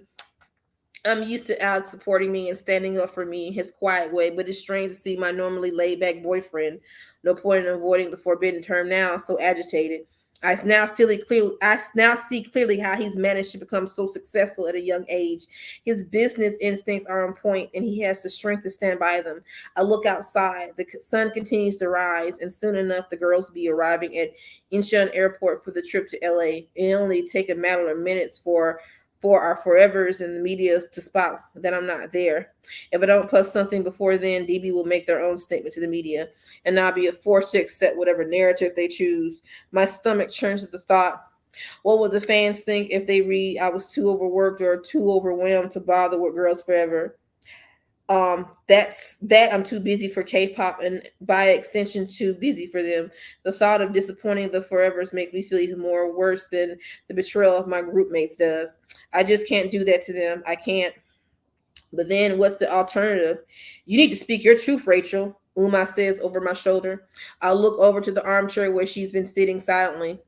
My mom is often reluctant to wade into any discussion of my career. That's when she posted on Weibo. She got kicked. Oh, I remember when she posted it on Weibo. Yep, I remember that. I remember when she posted it on there. That's sad, man. I don't want to cause any more drama, I say, folding. Hold on. My mom is often reluctant to wade into any discussion of my career. We came to an understanding years ago, and I know that she supports me, but she made it clear since I was a trainee that she was wary of the K-pop industry. And even though I know she's proud of me for following my dream, I also know that she sometimes wishes I had chosen an easier path for myself. Since our meeting at DB, part of me has been waiting for Uma to say I told you so. But of course, she never would. I lean forward to look at her now, trying to once again draw some of her strength into myself. You need to speak your truth, she says. Don't let anyone put words in your mouth. Say what you want to say. Go ahead, mama. All right. I just don't want to cause any more drama, I say, folding back in on myself and on the couch. And it's true, even after everything DB and the girls said have done to me, vengeance is the last thing I want. Maybe it's better if I'm just quiet and do what they want me to. My voice sounds small like a tiny ant, easy to squish underfoot without a second thought. I press the heels of my hands to my eyes. I'm so tired, and not just because I didn't get any sleep last night. This exhaustion is bone deep. Maybe I should really just stay silent and let this all end. Oh, no, no, no. Appa says, sensing my defeat. It's fine if you want to say you're sick, but only if you want to say that, not because you feel like you have to roll over and do whatever DB tells you. What do I always say? We roll with the punches, but we don't stop fighting. But if I tell the truth about happened, there's no way DB will let me off the hook for exposing them like that, I say, swallowing hard. They offered to play nice and deal with the fallout themselves. I'm basically publicly rejecting that offer, and if that happens, my voice trails off. I don't need to finish my thoughts. Everyone knows. If that happens, then what? Will I be able to strike out on my own without D&B? Without DB? I think about NG and the spinoff groups that hasn't been able to perform on TV ever since they left the company because DB's blacklisting. And I'm willing to risk any chance of have a future of success just to tell my truth right now.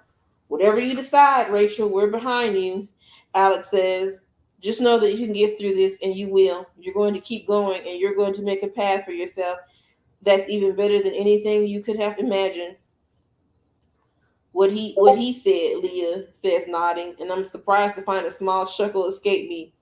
Alex is right, Uma says. Your best years aren't behind you. They're waiting for you. You're my brilliant, strong daughter, and you can meet whatever challenges life throws your way.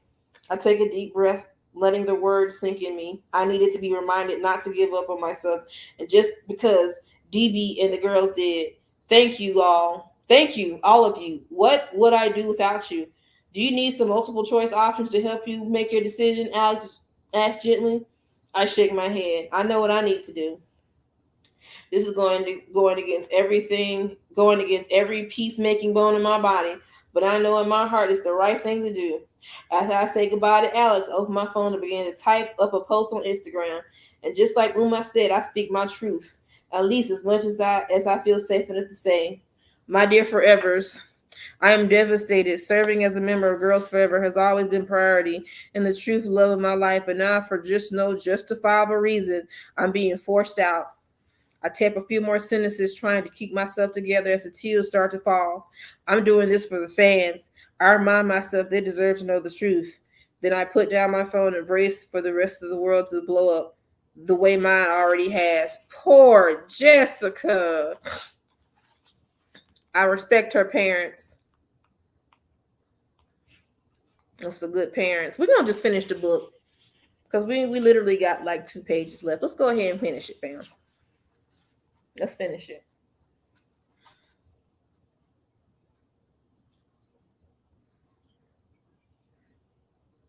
Hold on. Give me a minute.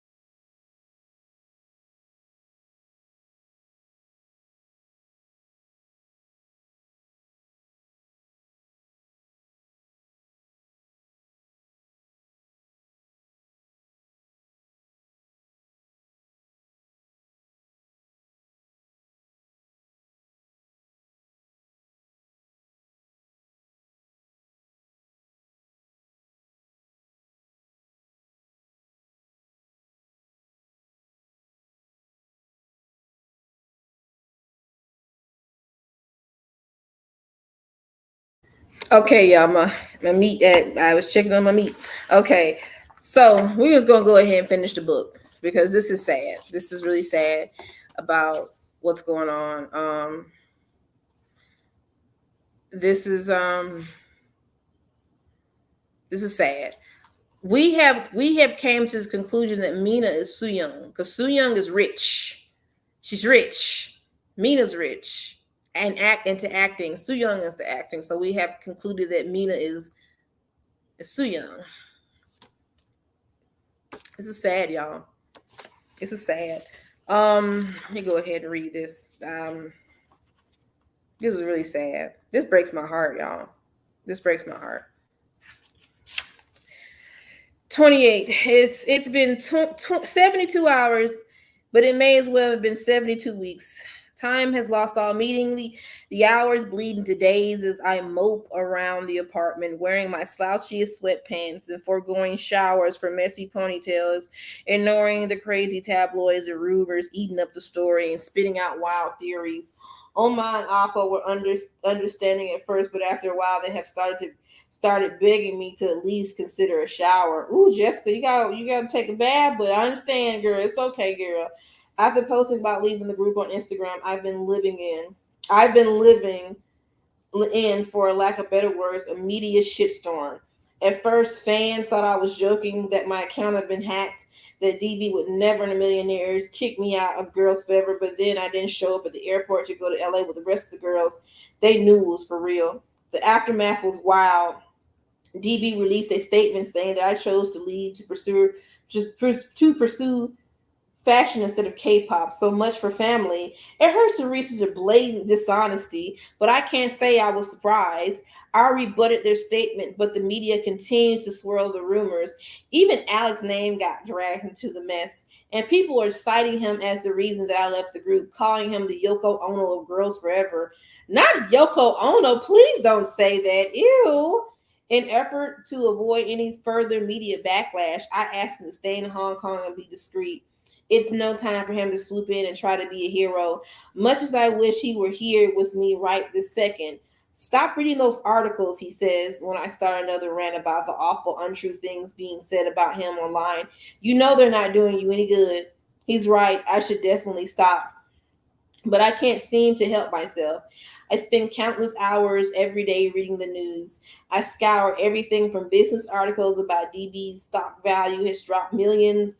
This gives me some minor satisfaction at least, to netizen commentaries on fan boards. Some of my most loyal fans are sticking by my side and supporting my truth with heartfelt posts that make me cry, but others blame me for the entire mess. I don't know why I think I feel better reading these comments. The digger I deep, the worse I feel, but I can't seem to stop. I hit a new low when DB announces a new subgroup, LM, Lizzie and Mina.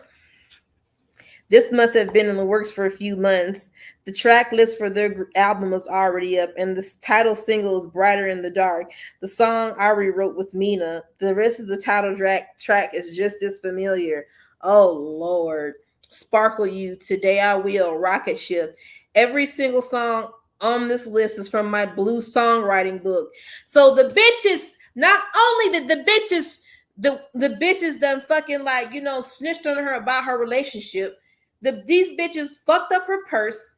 They got her out of the group and they fucking stole her songs out of her goddamn book. Bro.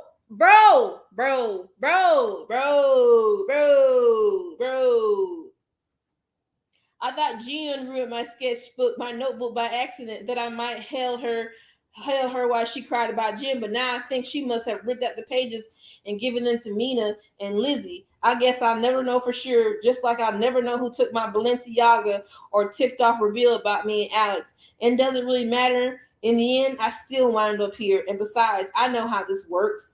Technically, DB owns all the rights to anything music related created by an artist while under contract. So even though I'm the original author of those songs, DB is free to make use of them any way they choose, including giving them to LM. Once again, DB is distributing opportunities as they see fit, but this time it's on a whole other level. What can I even do? Go to social media again, tell my side of the story? Will anyone even believe me? I will put down that phone for at least the next 2 weeks or possibly forever, says the voice from behind my bedroom door, one I haven't heard in a very long time. I look up, dropping my phone in shock. Of all people I could have expected to see right now, the very last one is Akari. Akari! We haven't heard from Akari from the first book. We haven't heard from her since she left. Akari, oh girl, Akari's here, child. She's here. Akari, our homegirl, is back. We only heard from her like twice in the book, and she shows up at the end, y'all. Okay, Akari Masuda, my old friend from the training days. She was my closest friend at DB, but she was traded to another company. Um Traded to another company, and when she needed me the most, I wasn't there for her, and yet somehow my hour of need, she has appeared like a vision. Akari, Leah DM me your new address, and your mom just let me in. She even gave me a taste of this sundubu jjigae she's brewing on the stove. Newsflash, it's delicious. Akari walks right into my room and sits on my bed as if we've done this 1,000 times before, even though this is her first time in my parents' new place and the first time she's spoken to me or even been this close to me in over 6 years, other than our brief eye contact at 1, 2, 3 win. Up close, she is a startling combination of exactly the same I've always remembered and totally different. In addition to the changes to her face, her hair is cropped at a new angle. She looks older and more sure of herself, but the spirit and attitude of Akari are still everywhere. Even her familiar smell of passion fruit body spray. A wave of nostalgia washes over me as I recall the countless times used to do this. Flop down together on my bed back at my old apartment, scroll through YouTube together, or vent and laugh about our latest training debacles. That's good, I say vaguely. Uma's been cooking more in the past few weeks than my entire childhood, but I haven't been able to bring myself to eat much. My mind sluggish from hours of lying around in my sweats, scrolling through the dark bowels of the internet, trying not trying to pick up the pace and understand why Akari is doing here. But she answers for me. So I had to come when I saw the scandal. It's pretty ugly. I'm sure you're feeling shattered. Ouch. Please don't tell me she came to throw it in my face when I'm already down. I don't think I could take that. Araki, I know things didn't end well between us, but she turns to face me with her head cocked a little, her eyelids sparkle with makeup. Don't worry, Rachel. I'm not here to rub it in. Though, yes, you were kind of a shitty friend, she says ruefully. I cringe as she's talking, but before I try to apologize again, she continues. The reason I had to come to talk to you is because I get it. Oh, this is definitely not what I expected, but then nothing about her presence right now in my bedroom, casually fiddling with tassels on one of my pillows is expected. Thank you. Some crazy shit can go down in this industry, huh? She offers. Tell me about it, I mutter. I would know, she adds. The moment feels fragile, like it could shatter at the slightest touch, but I'm surprised when she sighs, her shoulders sagging, and begins to open up as if I gently asked her to tell me about it. Things were always tough, even though when I was training at DB. But after I got traded, it was just got a lot worse. I was set to debut with Teen Valentine, but the last second, they decided to kick me out. My mom had to beg the label to take me back. She said she'd pay for every single plastic surgery they wanted me to do. Wow, I had no idea. Not many people do, so that's what happened. I did it all. They took me back and put me in the group. All it took was my mom forcing me to get new eyes, a new nose, a new forehead. But there's a piece of it I haven't told anyone, not even my mom. She looks at me with so much sadness and depth it almost takes my breath away. And you want to tell me why? I asked, genuinely curious. My stomach has tied itself into knots. I know this sort of thing is I know this sort of thing happens in our industry, but all the time. But the vulnerable, broken way she has just admitted it, it hits home with renewed power. It's one thing to have surgery to alter your appearance by choice, and another thing to have it virtually forced on you, a condition if you want to continue to pursue your greatest love. I don't know why. Maybe because after all these years, I have regrets too. I don't know. Maybe I needed you a long time ago and I was too afraid to admit it. And then we've grown apart and felt like it was too late. I have the urge to wrap my arm around her, but I don't. I'm listening now, I tell her. So the thing I ever never said before is that I recovered from surgery. I had the strangest trauma from it. No one talks about that, but it's not as uncommon as you might think. Even for a relatively standard procedure, for months I didn't recognize myself in the mirror. And I felt like I had a piece of myself cut out.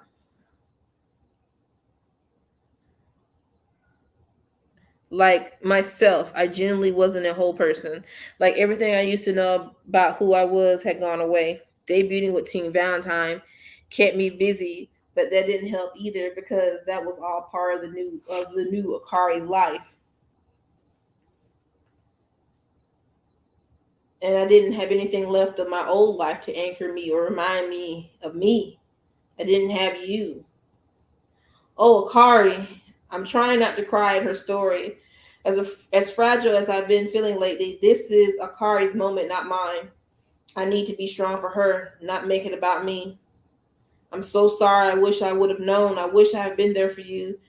I should have. That's what friends do, and I failed you. It's hard for me to say those words, let alone to admit they're true. I'm not used to failing at anything, not truly, and especially not something important and meaningful and deep like this. I'm sorry about everything I had, but especially for the way I hurt you. If I could go back and do things differently, I would. I hang my head feeling the full brunt of my regret. It hurts to acknowledge it, but it also feels good to finally say it out loud. I wish I had been by your side through it all. She clears her throat. Hey roses are red. Hey. Um she clears her throat. It's okay. It really is. It's okay, really it is. I didn't come here to try and get an apology out of you. I really have moved on. She tucks her cropped hair behind her ear and looks at me in the eye. I had some help getting through it all, professional help. And the world of K-pop. Y'all ready to hear this? Y'all ready to hear this? Hey Lami. Yeah, I'm thinking about that too, Lami. Listen to what Jessica is saying right now. Okay? Listen to this. In the world of K-pop, talking about mental health is still somewhat taboo. Another one of infuriatingly archaic elements of the industry. Wow. Damn. Mm-mm-mm. Wow.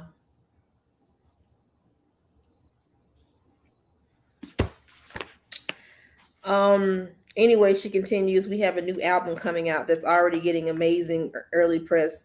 So honestly, I'm doing better than ever. Her eyes are still a little watery, but she sits up straighter and gives me half of a smile that is most as the most Akari smile ever. In fact, that's why I came over to tell you I'm a badass bitch and I'm flying high.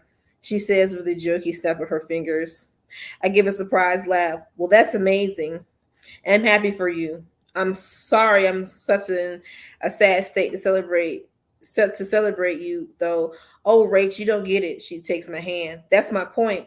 I know what rock bottom is. Been there, seen that, hated it with a vengeance. I was angry at the industry. I felt betrayed. I felt unsure of what came next or what any of it meant to me. I worried I'd never be able to trust anyone again because it felt like no one really loved me for me. But I'm living proof that after rock bottom, life gets better again. Not just better though, like way better. I smile wider, so proud of my friend for the way she was able to bounce back. I wish I felt more certain that I could do the same. I don't know, Akari. Maybe that's just because you're a super badass bitch and I'm not sure it works out like that for everyone. Well, yes, I do possess exceptional levels of badassery. She says with mock bravado, prompting another grin from me. But I guarantee that life will get better, even for a mere mortal like you. Because here's the deal. When you face the worst thing, when the face what you fear, when you face the worst thing, when you face what you fear most, then you're suddenly freed of it. You realize if you survive that, nothing can break you. Does that make sense? I'm not at a place where now where I love me, new me, and I feel kind of freedom. I didn't used to have when we were younger. I was always in your shadow when we were trainees. I would never let this happen now, lol. We both laughed for the first time in weeks.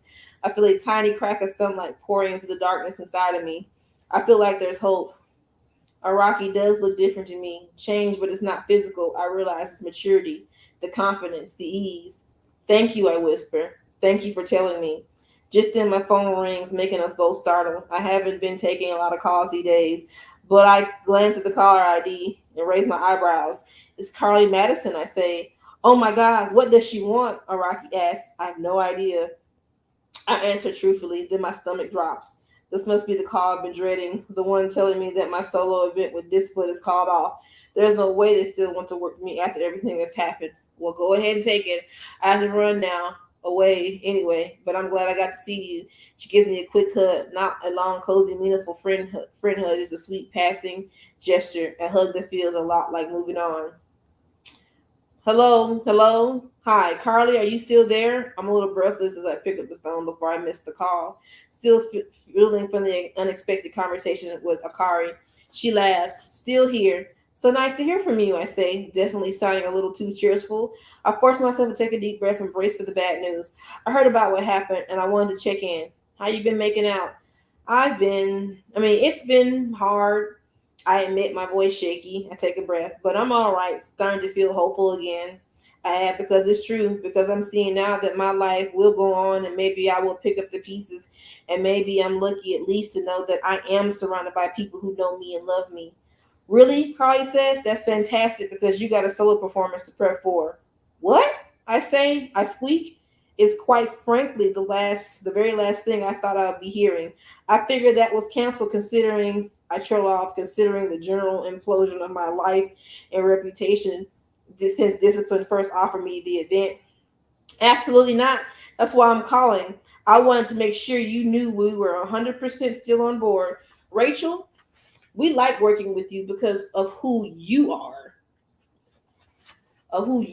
not because of what you were a part of. Carly assures me. Believe me, I've been through tabloid hailstorms more than once. Careers go on. Yours already has. Rachel K has been doing so well that it's got to that's got to feel good, especially while you're dealing with all this crap. And even though it sounds crazy, she's not wrong. Against all odds, my brand has been thriving. I was worried that the scandal of me getting kicked out of Girls Forever would erase all of Rachel K's early success, but it turns out my name being all over the media has only added to its recognition, and people are flocking to my bags.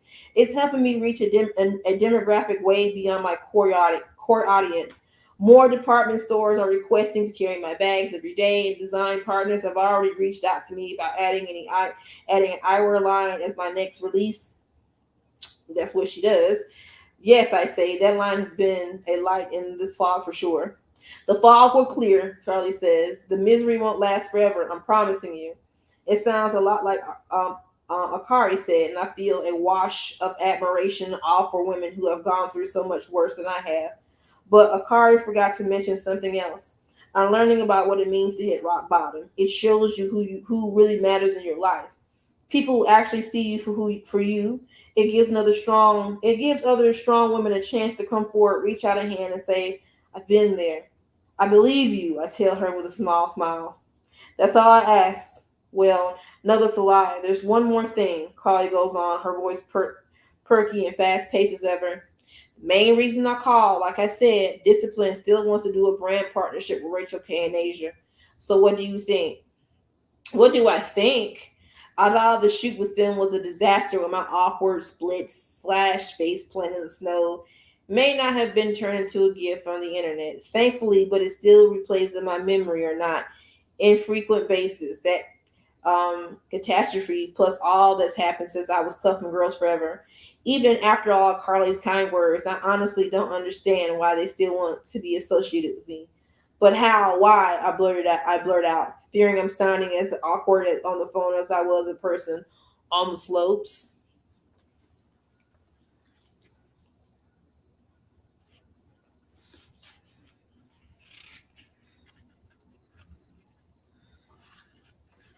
Um, well, for one minute. Well, for starters, people are obsessing over the winter campaign. They are. I've been so narrowly focused on the cascade of press around my splitting from Girls Forever, and trying when I have a spare brain cell to answer queries about the bag delivery times and fabrication specs that I didn't even realize the discipline campaign had gone live, let alone that it was doing well. While we were talking, I raced over to my laptop and started Googling for the images.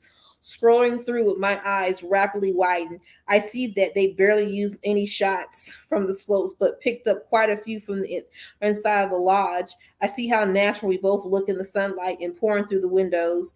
Me and Carly laughing like old friends. It hits me that maybe it was through failure that the best shots actually came. When I wasn't scared of screwing up anymore because I already had, when there was nothing left to do but relax and shine. I never sung a solo before. Sometimes it's part of a Girls Forever show, but yes, never at an event when I appear all by myself from beginning to the end. My head is spinning. It's one thing for some of my fans to stand up for me on the internet, but quite another thing to expect them to come out for an event. It will be a huge statement, and some might see it as a betrayal of Girls Forever. Would they think it's disloyal of me? Would it seem like proof of my desire to leave the group, even though I never wanted it? And what would DB think? I will still consider all this carefully, I say honestly. Of course, take as much time as you need, Carly says. But Rachel, yes, don't overthink it. What do you mean? Have you heard the phrase, what you got here won't get you there? I think so. You led an amazing career so far as Girls Forever, but sometimes universe needs to kick you in the butt to show you that there's more out there beyond what you've already achieved. Facts. If you keep doing what you were always doing, you'll keep seeing the same results. If you're forced to break out in a new way, you'll see new results. Follow what I'm saying? And it seems like what she's saying is that getting kicked out of the group, my getting kicked out of the group was somehow meant to be. That's a tough one to swallow.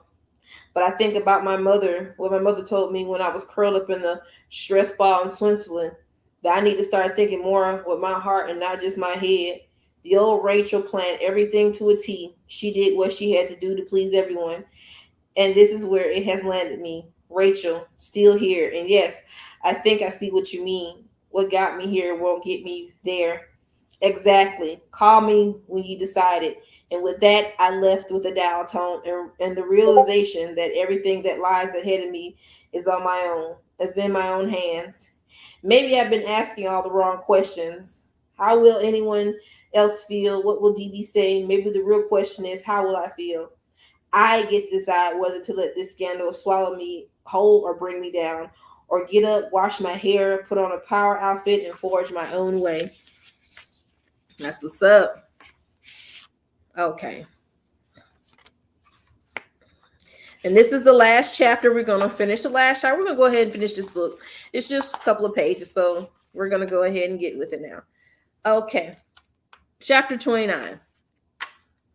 The look on Alex's face when he arrives at baggage claims at Incheon and sees me standing there waiting for him in the airport is absolutely priceless.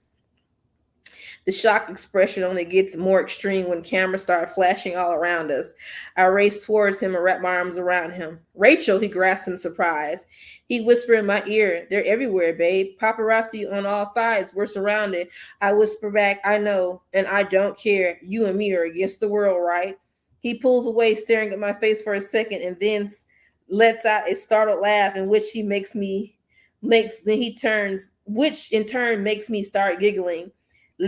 Let's give them a show, I say. May as well. And right there in the midst of all these flashes and hollers from the crowd, I'll reach up and kiss him. And oh, by the way, I whispered, pulling my lips from his, I love you, Alex Gian. Oh, she finally told him that she loved him. Oh. Alex freezes for a beat, his eyes growing wide. And then he does the dorkiest fist pump I've ever seen. And then, because he can't, how can I not kiss him again? The crowd has now gathered to watch goes wild. In the back of my mind, I know there are some folks out there who will be livid as soon as the pitches are out, which will be within an hour. There are some brands that would have sponsored me and now they'll refuse. There are even some fans who would disown me. There are risks, and I'm embracing them all now. Because for every person who doesn't like the real me, there will be a new one who gets it. For every door in my old life that closes, I'm going to find another one.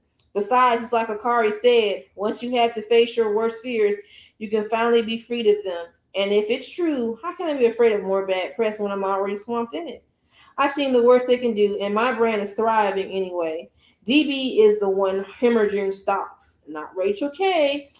Let them say whatever they will. I refuse to live in fear anymore.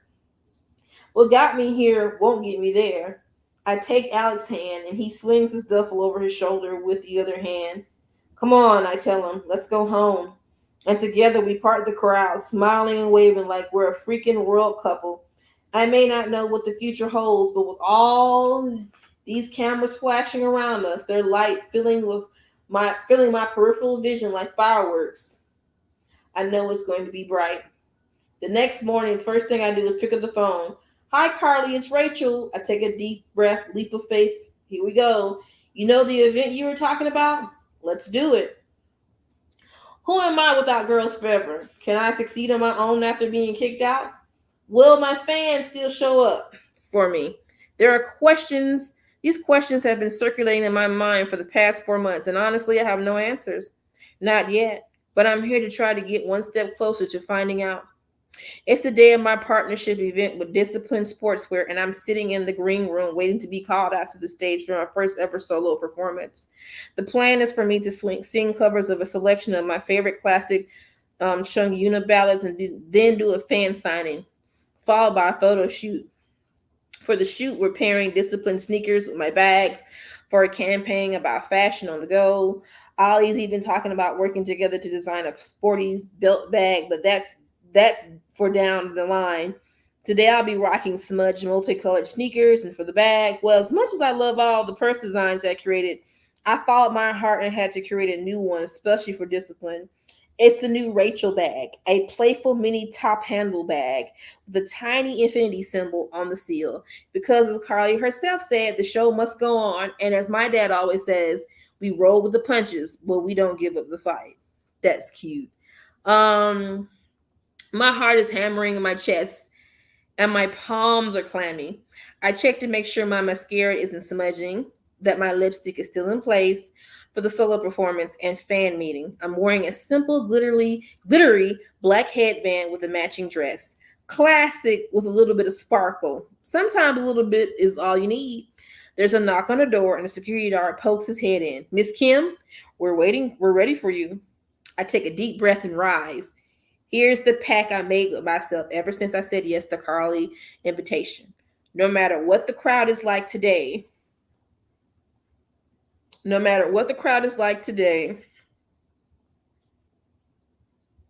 on, my husband just texted me. Wait a minute, I'll text you back in a minute.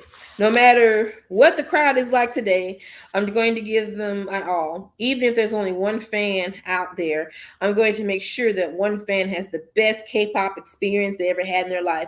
I've learned the value of loyalty, and if anyone is willing to stick with me through everything that's happened, well, I'm going to pay them back tenfold today and for all the days to come. I follow the security guard as he leads me towards the stage. I pause, pressing a hand against my heart. It's racing with anticipation, but it's not just nerves anymore. It's excitement. I've missed this. I walk onto the platform beneath the stage that will carry me up through the trap door. I take one more deep breath as the man operating the lift begins to count down. 3, 2, 1. Above me, the stage floor parts, lights flooding down through the opening, and then the lift begins to rise. Immediately, the thunderous roar of a cheering crowd overtakes me. I squint in the spotlight. I'm certain I'm imagining things, but no, it's real. The crowd stretches from what seems like miles. There are thousands and thousands of fans screaming their support. waving lights, wearing homemade t-shirts and glowing LED headbands. They aren't just any glowing headbands though. My heart squeezes as I realize they spell out Rachel. Rachel, we love you. We miss you so much. A fan shouts above the sound of cheering and stamping feet and clapping hands. I'm so overwhelmed with gratitude that tears fill my eyes. In that moment, my heart is so full. It overflows. I think back to that day years ago back when I was first starting out, when a fan told me that I changed your life and made me cry. I guess some things never change, and maybe some things can be forever. My fans still make me cry, and they're still the best. They changed my life. I blink back my tears and step into the mic, giving them the smile I know they love. I smile from deep inside my heart. A smile that's real. All right. Epic log. Here we go. Where do you think this would look? Where do you think this would where do you think this would look good? Alex hold up a framed illustration of what looks like two fairies in crowns playing soccer and somehow breathing fire at the same time. Um, Nowhere I wanted to answer, but I hold my tongue. My cousins mailed it to me all the way from Seattle, Alex says proudly. Ah, that makes more sense. A Nora and Jormy original. I brought the frame myself. I still need to authenticate the signatures, though, he says, pointing to the scrawled names in the corner. Oh, yes, art fraud is so rampant in elementary school these days. I say with mock seriousness, and Alex grins. Definitely belongs on the bookshelf, I add, front and center. Got it. It's early spring, and I'm helping Alex move into his new apartment in Seoul. After working remotely in our den for a while and realizing that it's impossible for him to do his job from Korea, he decided to officially relocate. Lately, I've been busy helping him move and settling into a new routine of my own. Rachel Kim has been flourishing internationally, and I've started writing songs for a possible future solo album. Though I've been struggling with writer block these days, with images of my torn up songwriting diary emerging in my memory when I try to focus. It's okay though. I'm trying not to put too much pressure on myself. Right now, it's just about learning to love music again and finding my own creative voice. Besides the beginnings of an album and my work with Rachel K, the only other creative pursuit I've been working on these days is this scrapbook I've been putting together as a gift for Leah. Say Go just earned their third number one hit single, and I wanted to congratulate her somehow. I know that she was close with her group mates, and that they'll probably celebrate this together. DB might even throw her some sort of party. Three number ones in your debut year is a huge accomplishment. But I never want Leah to feel like she has to rely on her group mates or DB for support. After all, we've both learned that the support could disappear in an instant, but family is forever. I scroll through old photos on my laptop as Alex arranges his bookshelf, whistling "Let It Go" to himself while he works. After many virtual movie nights with the twins in which they refused to vary the film selection, he got it stuck in his head. The apartment is still new, but it's already starting to feel like home. I miss spending a lot of time here, bouncing back and forth between Alex's place and my family apartment. I pause as I come across a series of photos from Girls Forever concerts throughout the years. There are so many. I think I have more photos of myself with Mina, Lizzie, Yoonji, Ari, Sumin, Juyun, Yunjin, and Sunhee than I do with literally anyone else in my life. It's strange to think that there won't ever be a photo with the nine of us in it ever again. My heart tightens at the thought, and I have to swallow the lump in my throat. Since the day DB kicked me out, I haven't had any contact with my former group mates. It still stings to think about them, but the pain gets a little less every day.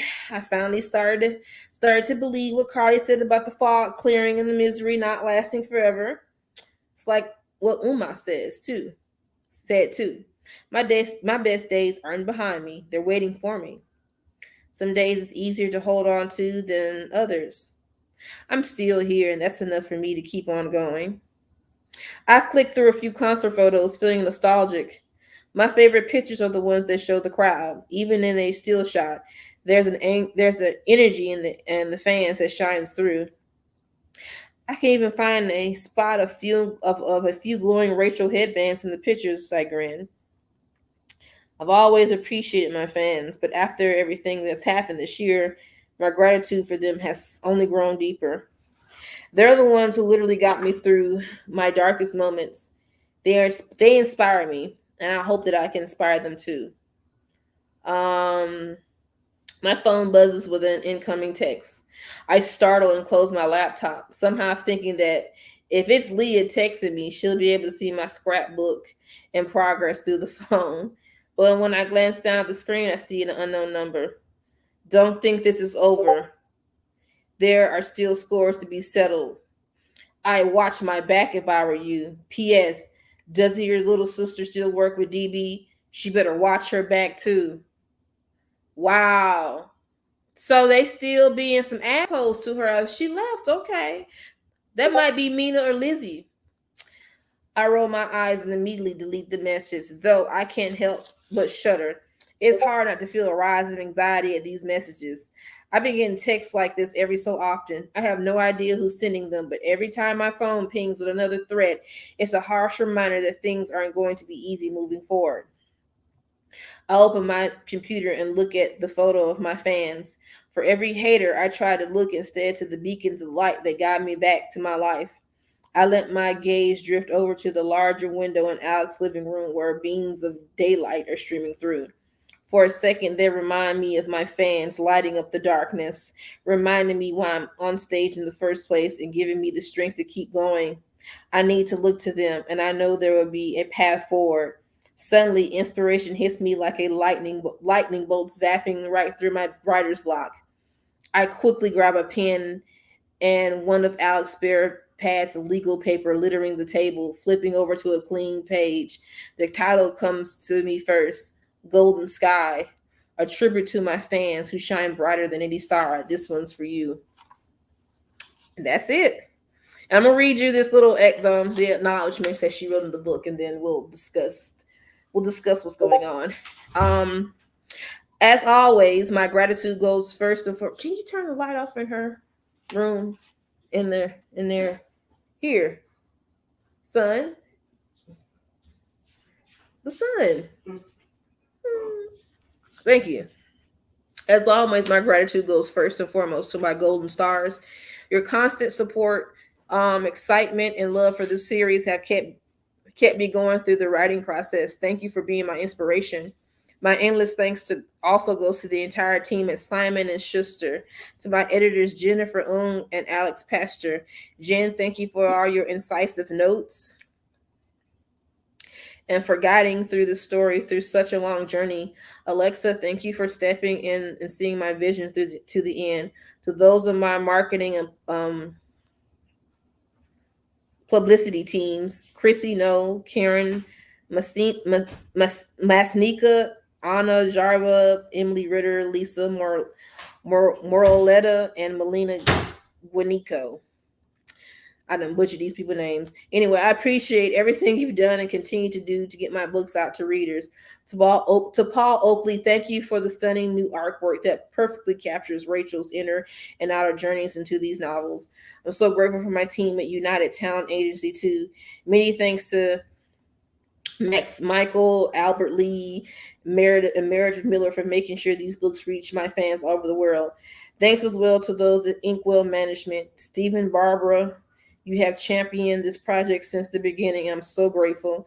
To the incomparable women at Glasstown Entertainment. I couldn't have done this without you at all. To Lexa Hiller for bringing all my ideas to life with such imagination and to death. To Jenna Brickley for your plotting brilliance and keen insights. To Olivia Liu for your hard work and care to detail.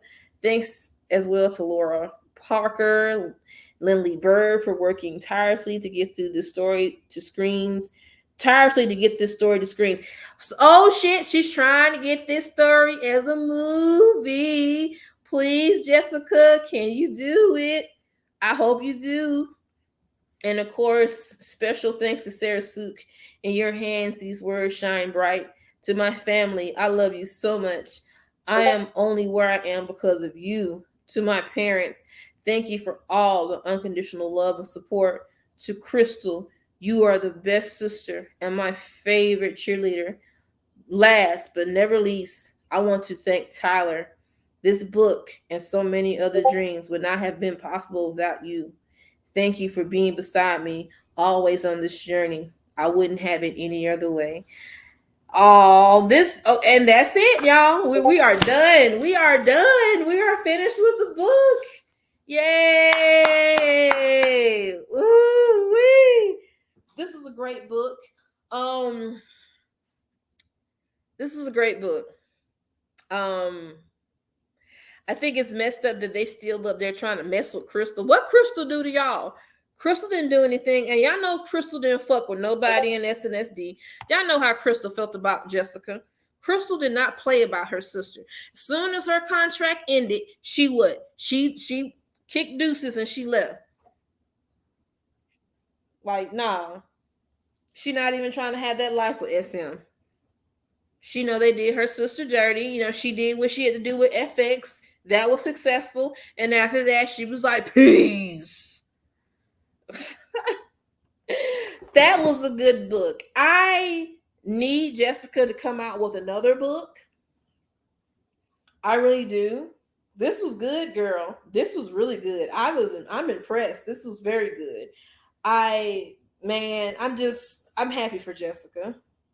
Um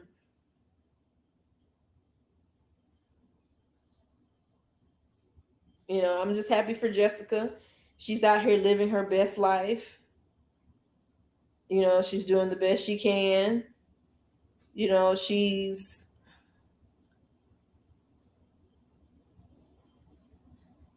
she's happy. She's happy. And that's all that matters at this moment. You know, and she got to tell her truth. And that's all that matters. That's all that matters at this point. And I'm just happy for her.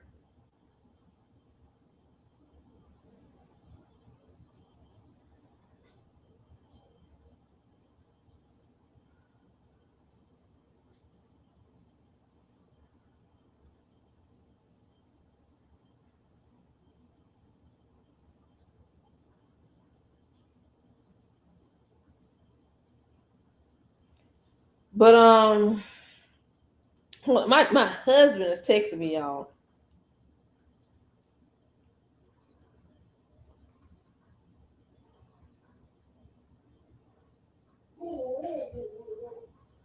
Cameron, what are you doing in there? Some big old bug just fell on top of my switch. Did you kill it? I just came out of nowhere. Do you need me to kill it? Yes. I'll kill it. I have to go kill the bug. Hold on.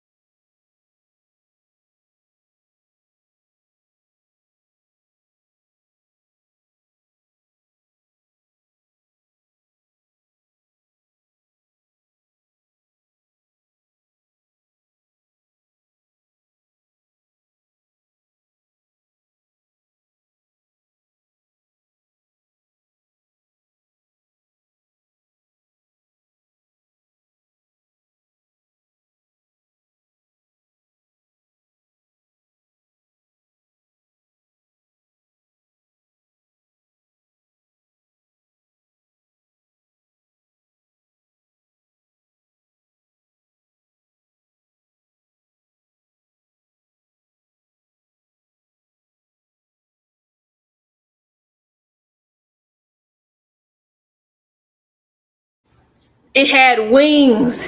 It had wings. It was so big. It had wings. Oh my God. It had fucking wings. That motherfucker was huge. It had to go. It had to go. It pays no bills here. It pays no rent. It buys no groceries. Oh my God, that thing was big. Oh no, it had to go. Hell yeah, it had wings. That shit was weird. I was like, nah. Oh my God. But anyway, um, jeez. Oh man, it's the thing living in the South when it after it rains, them big motherfuckers will come in your house. And I'm like, no, you stay outside. This is where you live out there.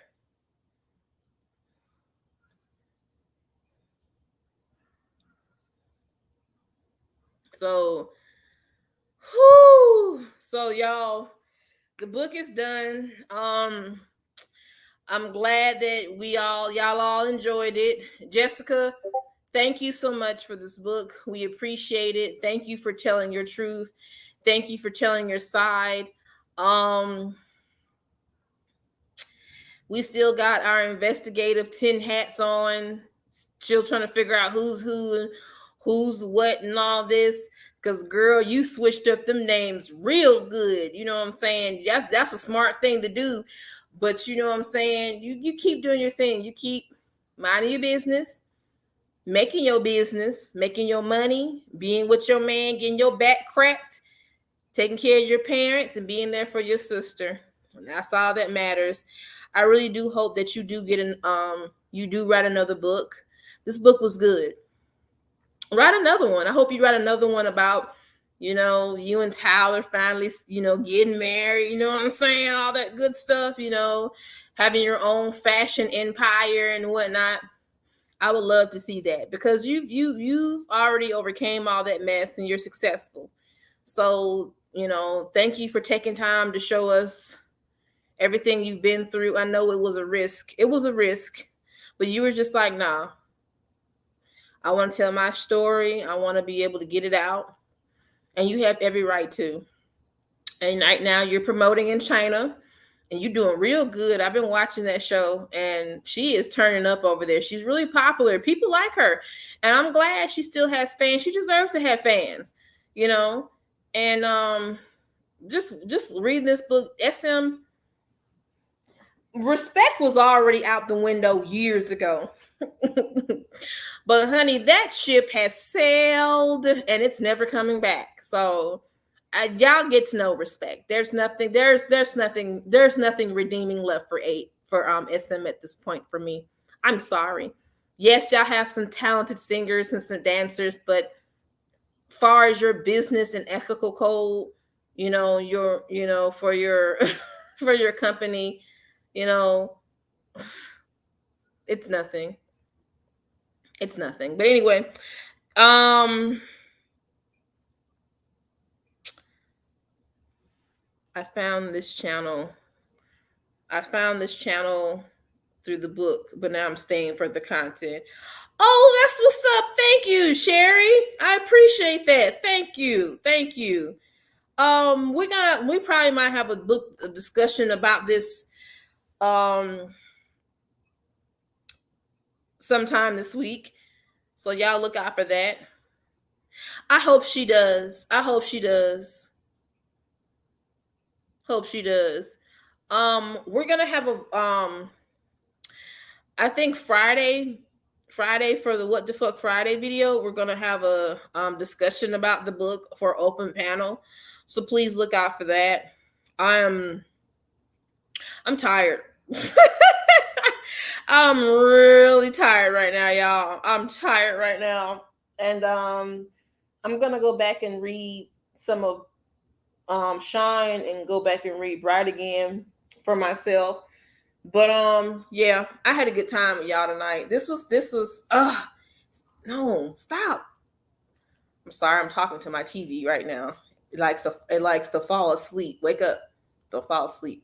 Okay, so We're gonna do that tomorrow. No upload tomorrow. No open panel tomorrow. A sister's tired.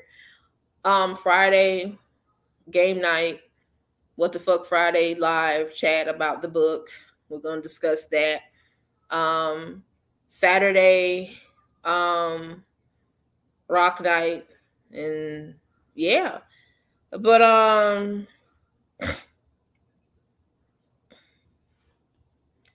we will be doing a drag session Friday live. I'm going to go ahead and set that live up with the thumbnail and everything. So that's going to happen because I'm that irritated me. That kind of irritated me. The book was going good towards the end, but it irritated me because one of them bitches decided they wanted to send her a little text message and shit, and they probably still do that shit.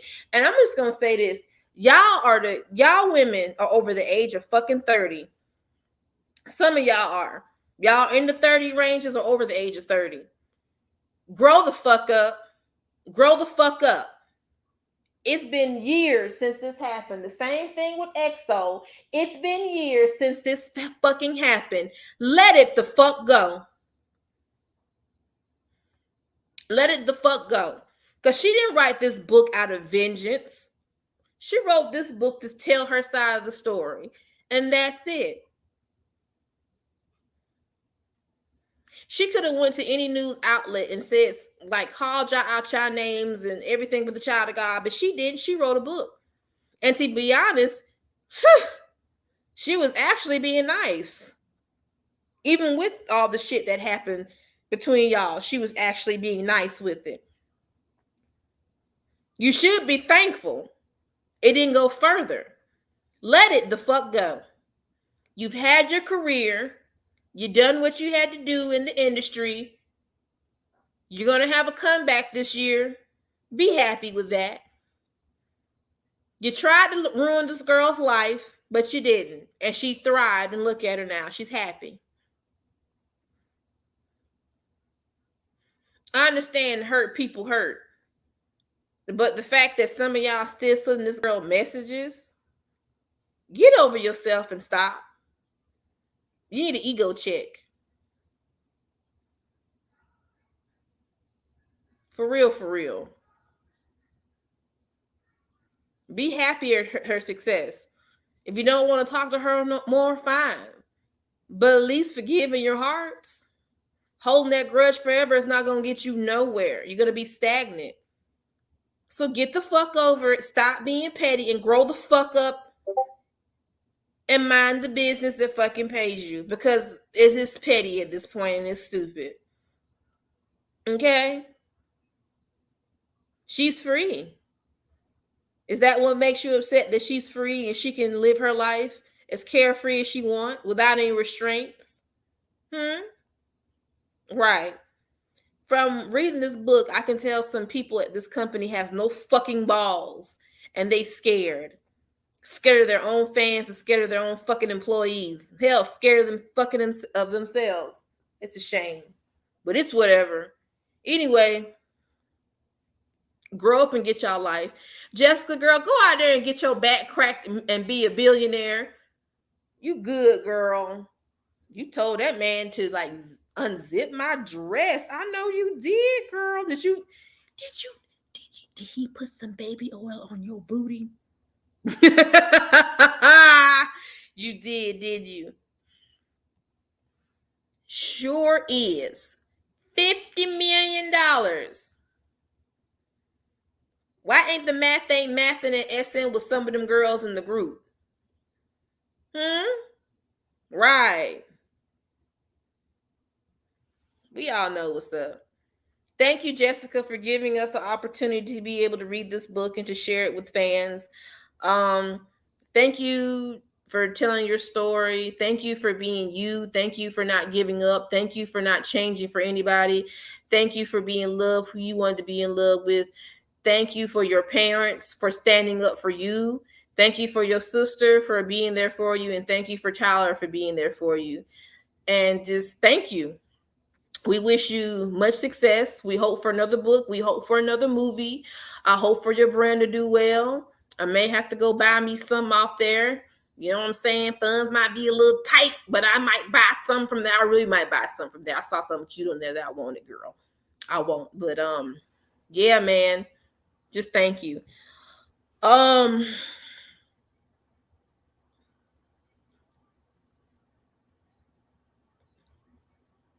Exactly. If they make more money than SM, it's a problem. Y'all need to stop being greedy. Because that's not good. Ooh, wee, child. The work environment. I'm waiting for somebody else to write a book. Crystal, ma'am, Crystal. Go ahead and write your book too, ma'am. Please write your book. I don't know how many, like, how long your NDA lasts, but go ahead and write your book, sis. We waiting too. I'm waiting for the next person to write that book because Alex ain't go. Alex keeps saying she gonna write a tell-all. Alex ain't writing shit. We've been waiting for Alex for years to write a book. She ain't writing shit yet. Girl, sis, stop. You capping. I want some anybody else out there that want to write a book in the K-pop world is actually mean to write it. Please write the book so we can read on here. Okay? That's what we want. That's what we want. Give us what we want. Give us the tea. We need more tea. Okay? So we can drag more of these companies. Okay? Let us know. I don't want to read about Musty Kai.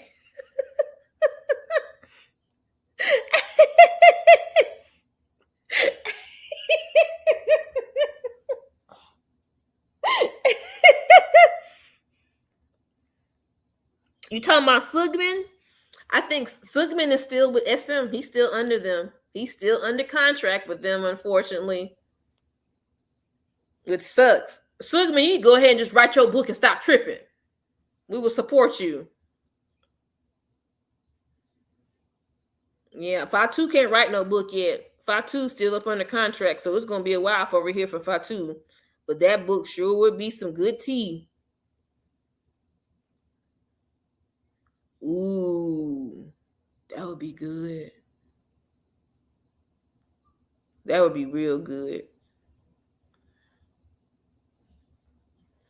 The links they went to destroy her. There are bigger problems in that company than her. Thank you. Thank you. And thank you, Sherry, for, you know what I'm saying, coming down with us on the channel and reading the book with us. I appreciate it. Thank you, sis. I know some of y'all wanted me to read the Jeanette McCurdy book. I'm still trying to I'm gonna see if I can do to get that so we can read that, because I know some of y'all requested me to read that book. So we're gonna see about reading that. If there's any other book requests you want me to read, go ahead and put it out there. I have no problem reading it. If it's got tea in it that we need to read about, you damn right we're gonna read it.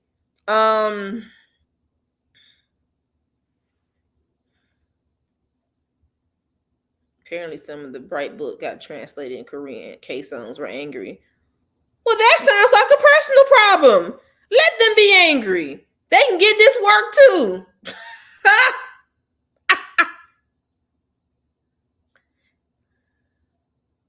They can get angry. Let them get angry. Let them get mad. Shoot. It'll be all right.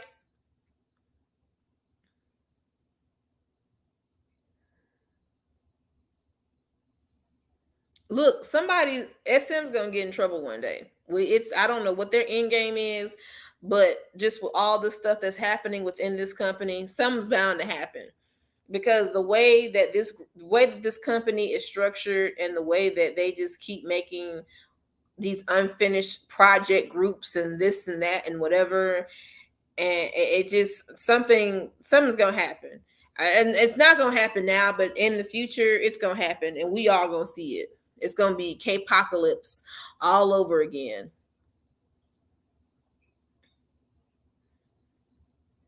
They'll be all right.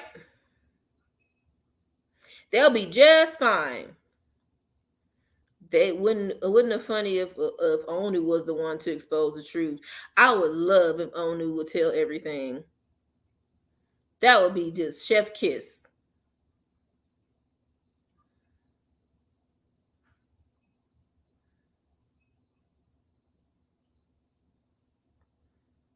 BI.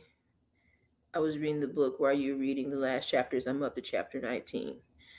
BI from Icon should write a book. I would definitely read the top two. I need those two to write a book. That would be great. Lisa Man is shiesty. That company is shiesty. The staff is shiesty. How they treat black creatives is shiesty. Wonder if Megamind is still better to this day. What's crazy is that Megamind, you know what? I don't even think in this book that she was mad at Jessica. But at the same time, she's still involved in the firing and the kicking out of the group. I wonder how she feels about Jessica now. I wonder how they feel about Jessica now. I wonder, do some of them still talk to her on the low or what? There's so much to unpack about this book, and so much theories and like stuff of this nature. And like I said, this girl done changed around a lot of names. But anyway, I gotta get off here. It's late.